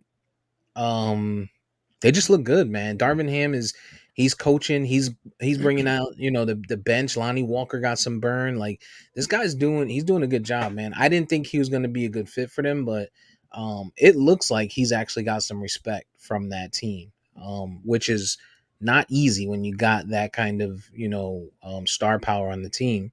You got to be a really good coach or Eric Spoelstra in most cases to be able to control that kind of talent. I mean, when you look at a Darvin Ham, like I don't like. I never thought that he would have a problem like controlling the unit, and I say that only because he comes from the pop tree. So he's been around the Duncans and the Ginobilis and so he's had to manage star power in the But those past. guys don't have Obviously, no ego. no doubt. But I'm just saying, like, but not just that though. Like, in that Popovich system, we're not really seeing it now, right? Once they did not having much success now, but Mhm. they also were able to develop people and have a second unit that's really nice to go deeper into the bench and that kind of thing like that. And you're kind of seeing that a little bit with these Lakers, And then another thing, that you can say, we knock him for it, but LeBron as GM has put together a nice team that they have here now, And so the one thing that I think really helped them, LeBron didn't say this yesterday. I watched the post-game press conference with him, and he didn't say this, but it really ends up, I think it ends up being the answer here, is the way that the team gelled after the trade deadline, when they get D'Lo and these other guys, with him being injured, it allowed those guys to kind of gel.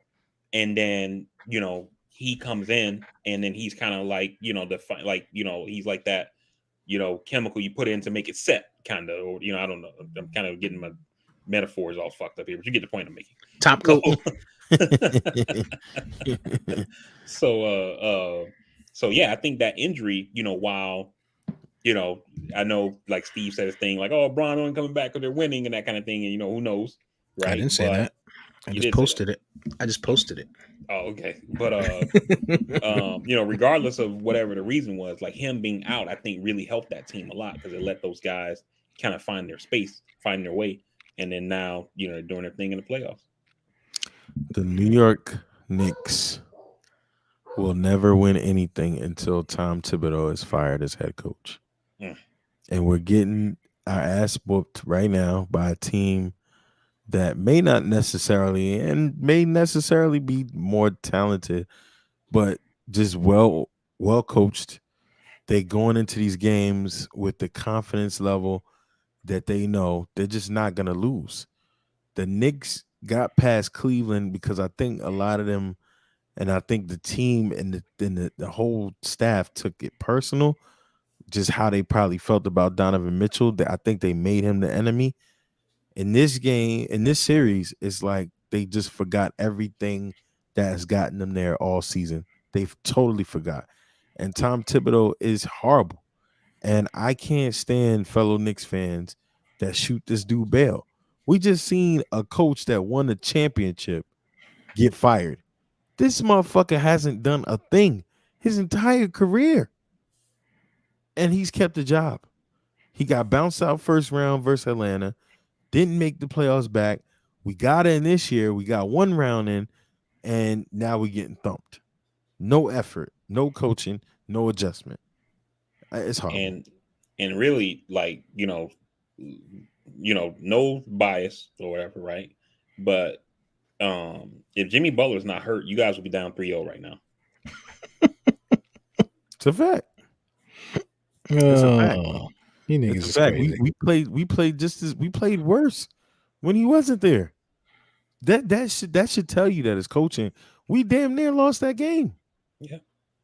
We played better the first game. So it's so inconsistent. I'm just tired of the Knicks fans. Like you have Knicks fans, Jets fans, that all kind of align together where it's just a Mets fans. Because Yankees fans, I think, while they're the most brutal, they're the most understanding of what needs to be done. They come from that culture of Steinbrenner saying this shit ain't working, can them. But the Mets, Jets, and Knicks, you got to all but smack somebody's fucking kid for them to want to fire the coach. I mean, this dude is trash. Let me ask you this about the coaching, right? Because in the game yesterday, right, the final score, Knicks have 86 points. And in today's NBA, that's like, you got teams in the 80s like ending the third quarter. You know what I mean? So are you putting that on the coaching, or is just like absolutely? Because one of his keys to fame has always been he coaches defense. Mm-hmm. Well, you see, Spoelstra gets in there. Like I said, in the fourth quarter, we were trying to hold y'all down, but Spoelstra throws his own defense in there, and on offense, we fucking just lose our shit. There's nothing. So as a coach, you have to be able to coordinate guys, know your personnel, get people in positions that can beat the zone and do different things. Go to your bench, do something. And it's like it happens every time. And even if it ain't his fault, it is his fault. Julius Randle can't score 10 points in a game and y'all in the playoffs for y'all to win. Mitchell Robinson can't score 2 points and get 5 boards and go 1 for 2, and you guys win the game. Robinson was in foul trouble. I'll shoot him a little bit. Robinson last 2 games he was in foul trouble. I'm sorry, Brunson can't go 7 for 20. Yeah, that's the problem. And you get 0 for 5 from. But they're shooting from the three. All they're doing is once the zone comes, they don't know how to. It's like they forget how to penetrate, how to score in the paint. We haven't scored in the paint since game one. Game one, we had like 40 points in the paint. From a coaching standpoint, what I will say is you can't have Quickly have 12 shots. He went 4 for 12, 2 for 8 from 3. Grimes 3 for 7. I'm okay with Grimes taking 7 shots. I'm even okay with Toppin taking 6 shots. Hopefully some of those are putbacks, but he only scored 5 points. Coaching is a part of it, I think, for the Knicks, but your guys are not showing up. RJ Barrett 5 for 16 yesterday, 14 points. Like these guys, I get it. Thibodeau may not be the best coach, but he's won games, and no one's gonna win when you have your star, Julius Randle, or your 2, whatever you want to call him, number 1, number 2. He's one of those, and he's 4 for 15 in this game. And then if we go back to, what was it? Thursday was the last game, right? Before that? Thursday. I think it was Thursday. Maybe it was Wednesday. It's not showing. But you So can't have what I'm saying is you can't have the Knicks players not showing up and put all of the onus on Thibodeau. Like he can put the lineups in and he's clearly playing the bench. He's giving everyone a fair shot and nobody's hitting shots. Nobody's scoring. And it's not like Miami is this defensive juggernaut. Like they're shooting tons of threes, the Knicks that is, when you got Bam Adebayo as your fucking rim protector. So what I would say, Steve, is I think you're right. Miami is not a defensive juggernaut. They play good defense. I think the difference is that while they play good defense, they play great hustle, right? You're not gonna out hustle Miami. You know what I mean? You're not gonna out effort Miami. I'll put it that way, right? So it's good defense with hella effort. You know what I mean? Mm-hmm. But the thing I will put on Thibodeau as far as coaching is that when Spoelstra, what we see when we watch the games, when Spoelstra goes to the zone, especially, is that when the Knicks play with pace, it doesn't allow the Heat to set the zone up, and then they can try to like penetrate, get in the paint, and things like that with Randall and other guys with like Brunson and stuff like that. But in the chess match aspect of it, right, what we see Spoelstra doing is he's challenging Brunson full court press. And it's not even a hard full court press. It's kind of soft, but he's making Brunson bring the ball up slower, which is allowing the other four guys to set up the zone. And then Gabe Vincent falls back into his place within the zone, like and then they ball. run it. So, like 90s ball, real defense. Right. But Thibodeau, from a coaching standpoint, has to recognize this and then say, maybe I need to bring another guy down there to help bring the ball up so we're getting it down faster with pace to not allow the zone more time in the shot clock. And then we can start doing our thing or whatever. And it seems like he's not making decisions like that. But they got to hit shots. Essentially, do what he's been doing all year.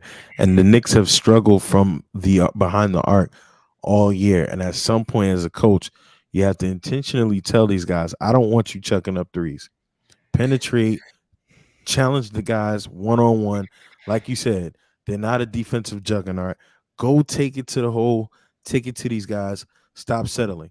In game one, when we were in the Garden, the challenges, there were clear momentum swinging foul call challenges that every other coach in the league is using challenges. What the fuck is he holding them for? What is he holding them for? The game you guys won, game 2, which there was no Jimmy, granted, but you got 24 from RJ Barrett, you got 25 from Randall, and you got 30 from Brunson. Then you got a little 14 from Hart, and everyone else was trash. 3-3-6-6 was the other scorers. That's the problem with the Knicks. They listen. That's proud. Even if what's his face is if Thibodeau's a bad coach or he's not making the adjustments, Brunson or Randall needs to grab quickly in the locker room by his throat and say, you do not shoot 5 possessions in a row. I'm sitting there watching basketball the other night, and I put it in the chat, and I'm watching the game with Nikki, and she doesn't watch basketball. You know what I mean? She knows it from high school, but she don't watch it. And she's like, yo, is this the only guy on the Knicks that can make a shot? Or no, I'm sorry, that knows how to shoot? Because 4 possessions in a row quickly came up and chucked it. But when the fuck as a coach do you sit him the fuck down? When you got Grimes, who plays better on ball defense, is a better shot. You got guys on the bench like Deuce McAllister that can get in there, play some on ball defense. You got Fournier, who as a spot up shooter. Yeah, Fournier hasn't got no burn. You know what y'all need to do? But you know what y'all need to do? Y'all need I'll give it to you, VP. Y'all need the ghost of Derrick Rose. Y'all, he hasn't got any minutes. You got to at least give him a shot. Like next game, you got to give him a shot. You got Kyle Lowry in there making smart veteran plays. Kyle Lowry's washed. He's not athletic. Whatever. Kyle Lowry comes in 2 games in the Garden and says, "Oh, all right, bang." You got Derrick Rose. What the fuck do you have him there for? What do you have him there for? And Lowry's not like, he's obviously he's not old Kyle Lowry, right? Everybody, Right. anybody with eyes can see that. But Yeah, he's giving you key baskets. Here's a key three. Like he puts up 14, quiet 14, but an important 14. You know what I'm Yeah. saying? And big making moments. right, making key assists, taking charges, getting steals and shit like that. But that's kind of where I was going. Not necessarily saying roles, but the bench period. Thibodeau is operating on this standpoint of, oh, it's the playoffs, so you cut down the rotation. So instead of playing 9 guys, you only play 7, because that's essentially what he's doing. He's only playing like 7 guys. And that was a large part of the beginning of the season why we were losing. When he started to open it up, that's when we went on a run. And it's like, again, one of those guys that I have to outsmart myself and my opponent so much so I'm going to change everything that got us here. And I mean, and we see this in the playoffs. Teams do cut down the rotation.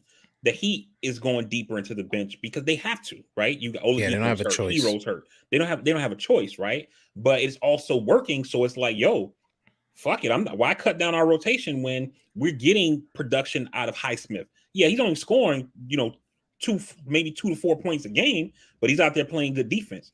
He's taking those fouls that Jimmy Butler could be taking while Jimmy Butler's getting the rest. Okay, Duncan Robinson came in when Tyler Hero got hurt and it looked like he never left. You know what I'm saying? But he hasn't been that Duncan Robinson for the last 3 or 4 games, but he's out there. His defense has gotten a little bit better. He's not fouling as much, and he's doing it. He's drawing fouls, taking free throws, 3-pointer every now and then. Kyle Lowry, like we just discussed. Even fucking Cody Zeller, spelling Bam. He's coming in doing his thing. Going to the hole, getting assists, lob passes from Lowry and shit like that. But, you guys may need to get deeper into the bench, and I don't know if Thibodeau is going to do that. And he's not. When you have a zone and you have a team that's now just settling for threes, wouldn't you put Fournier in there? Granted, he's a defensive liability, but here's the thing, and you're right, Steve. If my guys are cold, just like when we were in the Cleveland series and Julius sat the whole fourth quarter, he was cold. Sit him the fuck down. You got to make some kind of adjustments. You can't just let it keep happening. You're gonna get the same results. I don't know. Yeah, it's you definitely need. I don't think Derrick Rose plays this next game. I don't today. I don't think he's gonna, or is it today? Tomorrow. I don't think he's gonna play him tomorrow. I think if you guys lose, then he'll play him, and you have to play him in the Garden. I feel like you should have played him game 2 when you guys were starting to kind of lose your way, because you need, like VP said, you need that veteran presence in those big moments. Like there's those moments, you see it on Philly, same thing. When Philly is running crazy and Maxey has the ball and it's a big shot, maybe they're down 5 and it's later in the game or something, he makes bad decisions. When Harden has the ball, he goes to a hole, he gets fouled, he makes better decisions. Same thing with Kyle Lowry, to VP's point. Gabe Vincent has it, he's going to chuck a 3 in a big situation. Kyle Lowry's going to go in there and take a foul, maybe throw his knee out because he's old, and it's going to happen, right? But he's going to make it happen. Jordan Poole, we saw the same thing. He looked like Carlton shooting up that shot. If he had given that to Steph or Clay, you get a better decision made. LeBron James, the list goes on and on and on, right? These big spots, you got to get the ball into some veterans' hands. And even Brunson, who is not a veteran, but he would be a better decision maker. You can't have Quickly being that guy making those decisions. Thibodeau's got to make some adjustments, or it's going to be night for y'all. Oh, and let's not forget first game 1, started the fourth quarter. It's a 2-digit lead for Miami. Jalen Brunson's still on the fucking bench. Okay, I'm gonna shoot Thibodeau some bail because later media reports said that Jalen Brunson went to him and told him that he tweaked something, and that's why he was on the bench that long. There was something happening with him injury wise. That doesn't surprise me. They got a lot of injuries on the Knicks. Yeah, it's because he's running that motherfucker 50 minutes a game all year till now. This motherfucker, we've had 20-point leads and them motherfuckers are still in the fucking fourth quarter. Like, what are you doing? Like, I don't give a fuck what nobody says. He's got to go. No, and yo, I say this shit about teams all the time, football and basketball. It's like, yo, why are your starters still playing? You're up, and we saw that yesterday with the Heat. Start the fourth quarter. Jimmy always takes fourth quarter rest. He doesn't come in until just over 8 minutes in the fourth, unless it's like situational. You got to put him in at 9-10, something like that. But he usually rests until the 8 minute mark of the fourth. And it was down to 7. Jimmy's still sitting on the bench. Why? Suppose like this motherfucker's coming off a hurt ankle. He twisted a little bit today when he slipped on that wet spot in the, I think it was the third, I want to say. And so we're up 20. I'm gonna let him rest. Oh, Knicks got it down to 14. All right, Jimmy, get your ass back in there. They pushed it back up to 20, and then he pulled him back out. You know what I'm saying? Tom Thibodeau, on the other hand, fucking 3 minutes into the fourth, lead up 15. Everybody's still out there. This fucking guy, man. Like, he's got to go. He's got to go. Embiid got MVP. Yeah. Mm-hmm. How you guys feel about that? You think Embiid like shit since? So he wins MVP, comes back out next game, scores 14, 15 points, and gets spanked. That's why his regular season. That's why his regular season MVP for a reason. Yeah, and you know, I think they probably would do better if they gave the award like shortly after the season ended, because I think what ends up, because it takes so long now, because of the way they do it with all of the voting and the award shows and all this different shit, is you end up having what Steve did. Embiid comes out there, looks like shit, and then you know you got the Black Panther meme. Is this your king? You know, people saying like Joker is saying like are you shitting me? You know, so I think they do better giving that award closer to the end of the season and like have that shit behind you. So that way, if you get knocked out of the playoffs or if you have a, you know, bad series or whatever the fuck, you know, that shit can kind of be forgotten about at that point, because it just kind of, it puts more attention on you, and then you go out there and have a shit game, and it looks like, yo, like, how is this guy the MVP? Like, are you like Joker's up 2-0 and this dude is putting up 15 points? Like, what the fuck are we talking about here? Yeah, I think I still think Jokic deserved it. But I get it. You got to have some parity in the league. You can't give it to a guy 3 years in a row. We've seen that happen before, where they've created parity. So next best thing, Embiid, and shout out to him, man. Like, he seemed like he was really humbled before the last game. Like, the dude was actually crying. So he seemed real humble. And it's good to see him come that far. Like, if we think about the Embiid that we've seen since he started, and he was always a dick, and you know, like, long way from trust the process. Yeah, a long way from that. A long way from that. He actually looks like a leader out there. He's taking some big shots. He plays a good game when he's on. So he absolutely deserved it, I think, in this sense. I just, you know, I don't know. I hope they come out and find it, because it could be a short-lived celebration if they end up getting beat up by Boston. Yeah, it's tough, man. Like, you know, I mean, injury's part of the game, but it just sucks when guys get injured like at the wrong time, and it fucks their season up, because really, I mean, it looked like it was from the East, Milwaukee, maybe I was gonna say Phoenix, maybe Philly, and then everybody else, you know. And then on the other side, you know, it was Phoenix after the KD trade, you know, Lakers and maybe Warriors, and then kind of everybody else, you know. And then all this shit starts happening, you know, and injuries, the great equalizer, and you know, you get Milwaukee beat, you know, Philly may be able to be getting ready to go down from Boston. And it's not, I mean, it's not crazy that if they lose to Boston. I mean, Boston was in the fucking in the finals last year, you know. So right, no, that was the year before. Whatever, they were in the Eastern Conference Finals at least recently. Yeah. Yeah, they were in the finals last year. They're in the finals last year.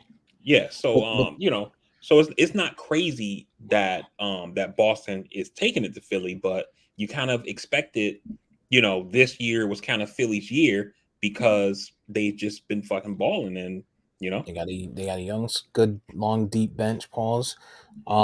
but it's Boston's putting it together. Denver is putting it together. Philly escaped. I'm sorry, not Philly. Phoenix.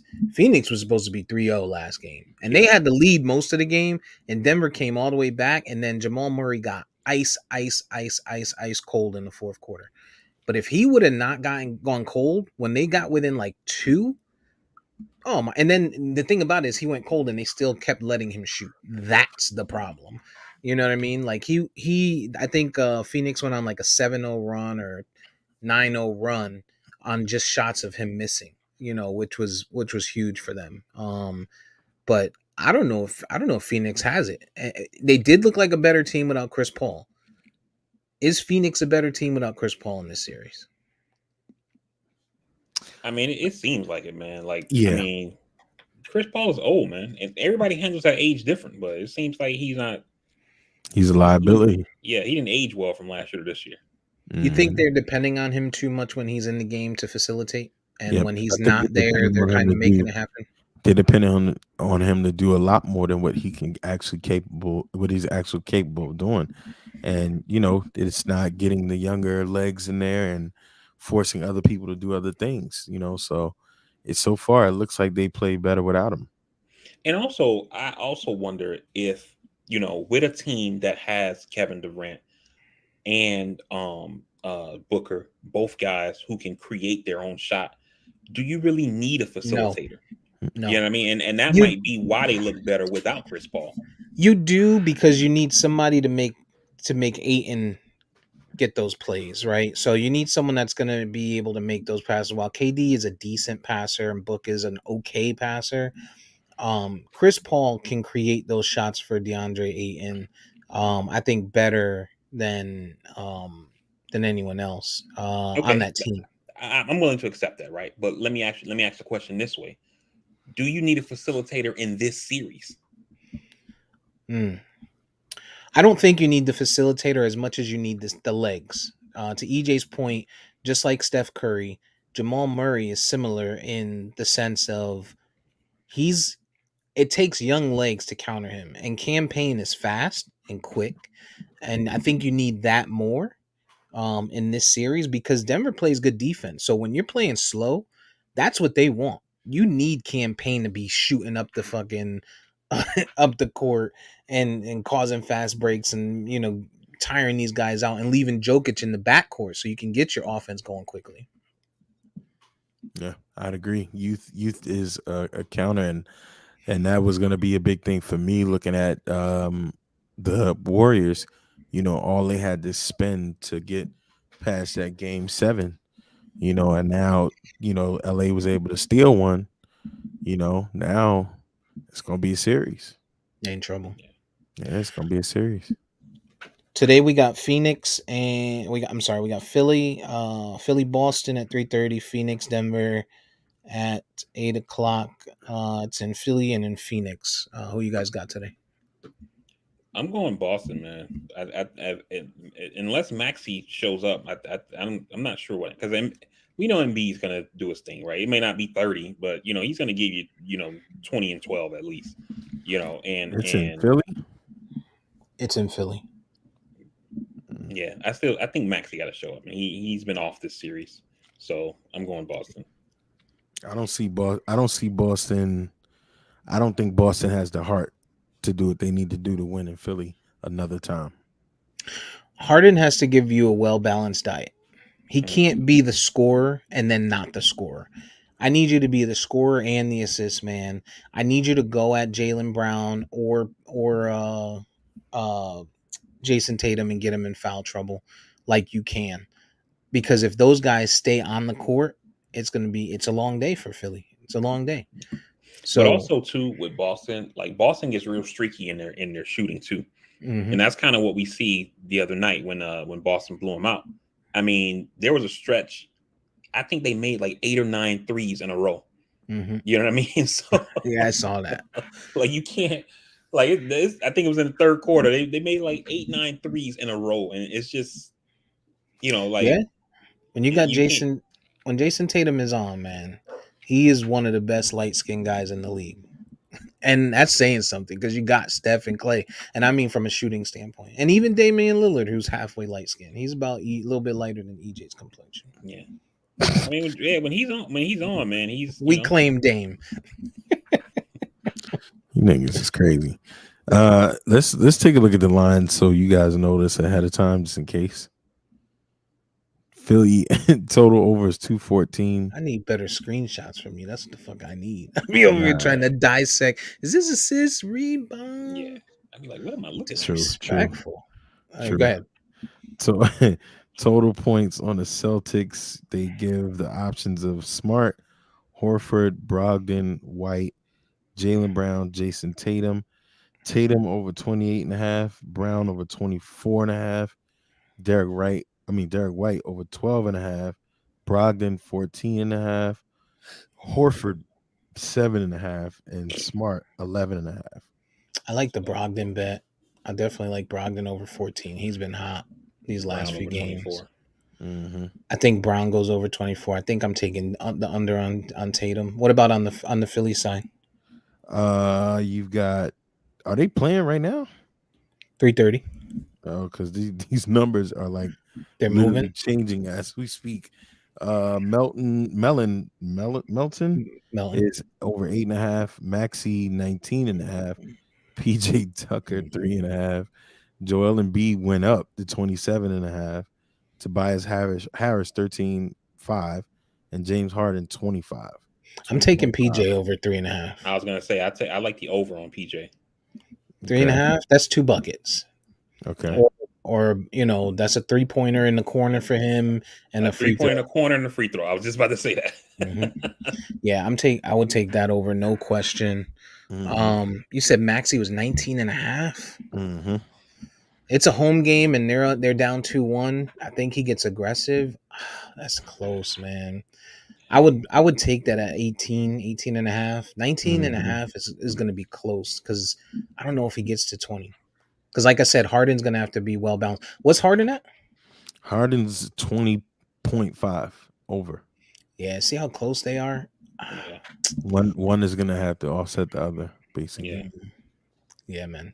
And Joel Embiid got to get 28 points. Yeah. I think I would have to go out of history and go under on Maxi. Under 19 and a half. Yeah, that might be a good bet. All right, man. Tobias Harris 13.5 though. Who? Tobias Harris got to get 14 points. He hit it last time. He was at 14.5 last game. He hit it. I'm under on Tobias. I'm under on 13.5 for him. All right, so before we get out of here, EJ, we know what you say the Knicks got to do to beat the Heat. But VP, what do the Heat have to do to beat the Knicks to win the series? They got to stay consistent, man. Keep playing hard defense, and hit open shots. Open shots, and it don't matter who it is. Is Gabe Vincent has put up 20 twice. We had one game. Caleb Martin put up 20. We got 20 from Strus. It don't matter who does it. You know what I mean? Just play your role. EJ, who's the difference maker on the Knicks that has to get hot or get burned for the Knicks to win the series? I'd like to see more action from Quentin Grimes. I just think Thibodeau has to make more adjustments, man. I think people underestimate the point of being a coach. RJ Barrett is 6'8", 6'9", athletic, left-handed. He's still young though. You know what I mean? People forget this guy played with Zion, and people giving him shit. Zion hasn't given us a fucking minute. So it's like RJ, he's got talent. You've got to just tell this kid he's got to use his physical ability, use his skill. If Jimmy Butler is one of the best perimeter defenders and he's on Julius Randle, somebody else has to get going. Or if they start to trap Brunson or zones, you guys got to start to play basketball. You can't be afraid because these guys are sitting in the 2-3 zone and you're in the NBA or whatever zone it is. Like it's got to be something. I think RJ. Yeah, I think RJ's got to put his head down and attack the basket. And, if they're not going to make shots, rebound the basketball. We can't rebound for shit. Lakers or Golden State tomorrow? I'm going to Lake Show. It's in LA, Yeah, right? It's in going LA. Lakers. All right. It wouldn't surprise me if Golden State won, but I'm going Lakers. Yeah. More points to today. Kevin Durant or Jamal Murray? I say Jamal Murray because he had a off day. Say Jamal Murray. I'm gonna go KD. This is a legacy season for KD. Like Big spot. He got to get shit going. Like Murray's been up over 24 each game so far, I believe. Yeah, they had that ceremony last year when they did the I think it was the All-Star game. I want to say when they did the top 75, top 50, top 75, and KD was in it, and rightfully so. Don't get me wrong, but like he looking like 79. Yeah, it's time to do some winning, man. It's time to do some winning. They left Clay off. And put KD in. So that's kind of crazy. They left Clay off. Yeah. I think KD's a better player than Clay. I think there's other people. There's other people. Yeah, I don't think we debate KD, but I think Clay would be off. Yeah. And they had wasn't Giannis on there? Yeah, I think Giannis was on there. Yeah. I mean, I think Giannis will be there, but like for his career to be so young and same with like Dame. I was about to say, I think Dame is the real question. No success. Yeah. I mean, he ain't doing nothing but just scoring on a team that ain't gonna never win. Yeah. He's Chris Bosh in Toronto. When you're the only option, you're the guy. You're volume score. Mm-hmm. Yeah. Kevin Love. That's another guy who's been kind of one of the unsung heroes of this New York series is Kevin Love. Like when I said, understand your role. Kevin Love knows he's not Minnesota Kevin Love no more. He's not even Cleveland Kevin Love. That's right. He's there for rebounding, defense, and to shoot open threes when it gets kicked out to you. Getting boards. And that's all he's doing. Getting boards, letting this old ass man get boards on him. You got to play with some kind of pride, yo. He's a veteran now. Yo, do you think you think Cleveland's sitting at home like, damn, we lost to these motherfuckers, and we could definitely be representing against Miami? You gotta feel that way because the way the Knicks are losing. It's one thing to lose; they're losing without pride, yo. They're getting just demolished, getting mollywopped. It ain't even close. As a coach, I'm this, and that's the other thing pissed me off on the sideline. He always looks lost. Listen, it's been the theme all season, at least all playoff season. And Draymond always says it, and Clay and those guys. Golden State, you got to win on the road in the playoffs to win the chip. And Miami already did their job. The Knicks got to figure it out tomorrow, or it's gonna be a slow boil that's gonna happen for them, unless they can make history. Another Draymond quote is, you got an 82 game player, you got 16 game player, playoff regular season. You know what I mean? And not everybody built for the playoffs. Yeah. And the way you guys are looking, it looks like your guys are being 82 game players. Some of them. Yeah. But Thibodeau definitely got it. He got it. I think he needs to go deeper into that bench though, for real. Yeah. And really finding the right people. Like, so you got Hartenstein, who he's given a little burn to, but he's loving Obi Toppin, and Obi Toppin is out there chucking threes. Get your ass in the paint. Go play. Yeah. You got Bam Adebayo, who is protecting the rim, and Kevin Love. What are y'all doing? Yeah. You got to go to the hole, man. You got to go to the hole. You got to get people to get in there and score some points in the paint. You can't be trading threes with that team. Yeah. And whatever Thibodeau, and one thing I will real quick, Thibodeau is credited as being a defensive coach. That double team they threw at Jimmy Butler yesterday, that shit looked trash. I'm like, this shit is, I don't know if they weren't executing it right, but it wasn't working. So, and I mean, I get it that, like guys who are that good are going to still score, but they weren't getting the ball out of his hands. They just, they need to work on that some more today. Yeah. All right. Well, VP, I'm gonna hand it to you. This time next week, we will either be talking about the Knicks being done, or we'll be talking about a potential Game 7. We'll be talking about him being done. I told I pre-series, I said Heat in 6. EJ said Knicks in 6 or Knicks in 6 or 7 or something like that. I think he's always at 5. You know, I gave him. I was talking shit. No, I got you, but I mean, I was trying I saw it was coming. I was trying to be objective, and I was like, I think we can beat these guys in 6. You know, I maybe chose 7. the Knicks too. A lot of the analysts have been saying 7. Based on what I'm seeing, I think this thing is going 5.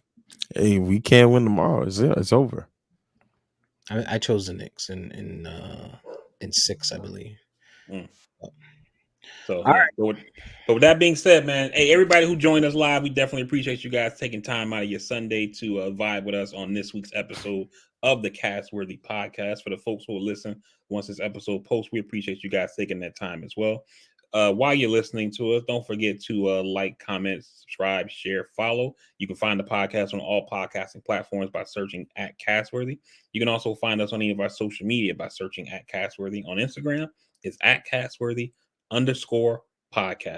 And yeah, like I said, leave us a comment, like, share, subscribe, follow, tell a friend, help us grow the audience. We very much appreciate it. And we want to leave us some ideas for stuff we should talk about, all that kind of thing. We're more than willing to listen to you. We definitely would appreciate it. As we always say, make that phone call, send that text message, reach out to somebody, let them know you're thinking about them. You never know where somebody's head is at. I'm pretty sure your family, friends, associates, etc., would love to hear from you. And it'll make you feel good as well. Tomorrow's not promising nobody, so make that phone call, send that text message, reach out to somebody. With that being said, man, hopefully you guys enjoy the rest of your weekend. If you're still rooting for a team in the playoffs, I wish you guys nothing but success, as long as that success doesn't conflict with any team that I'm rooting for. And other than that, we will see you guys on the next episode of the Castworthy Podcast. Stay safe. We're out. We love you. Peace.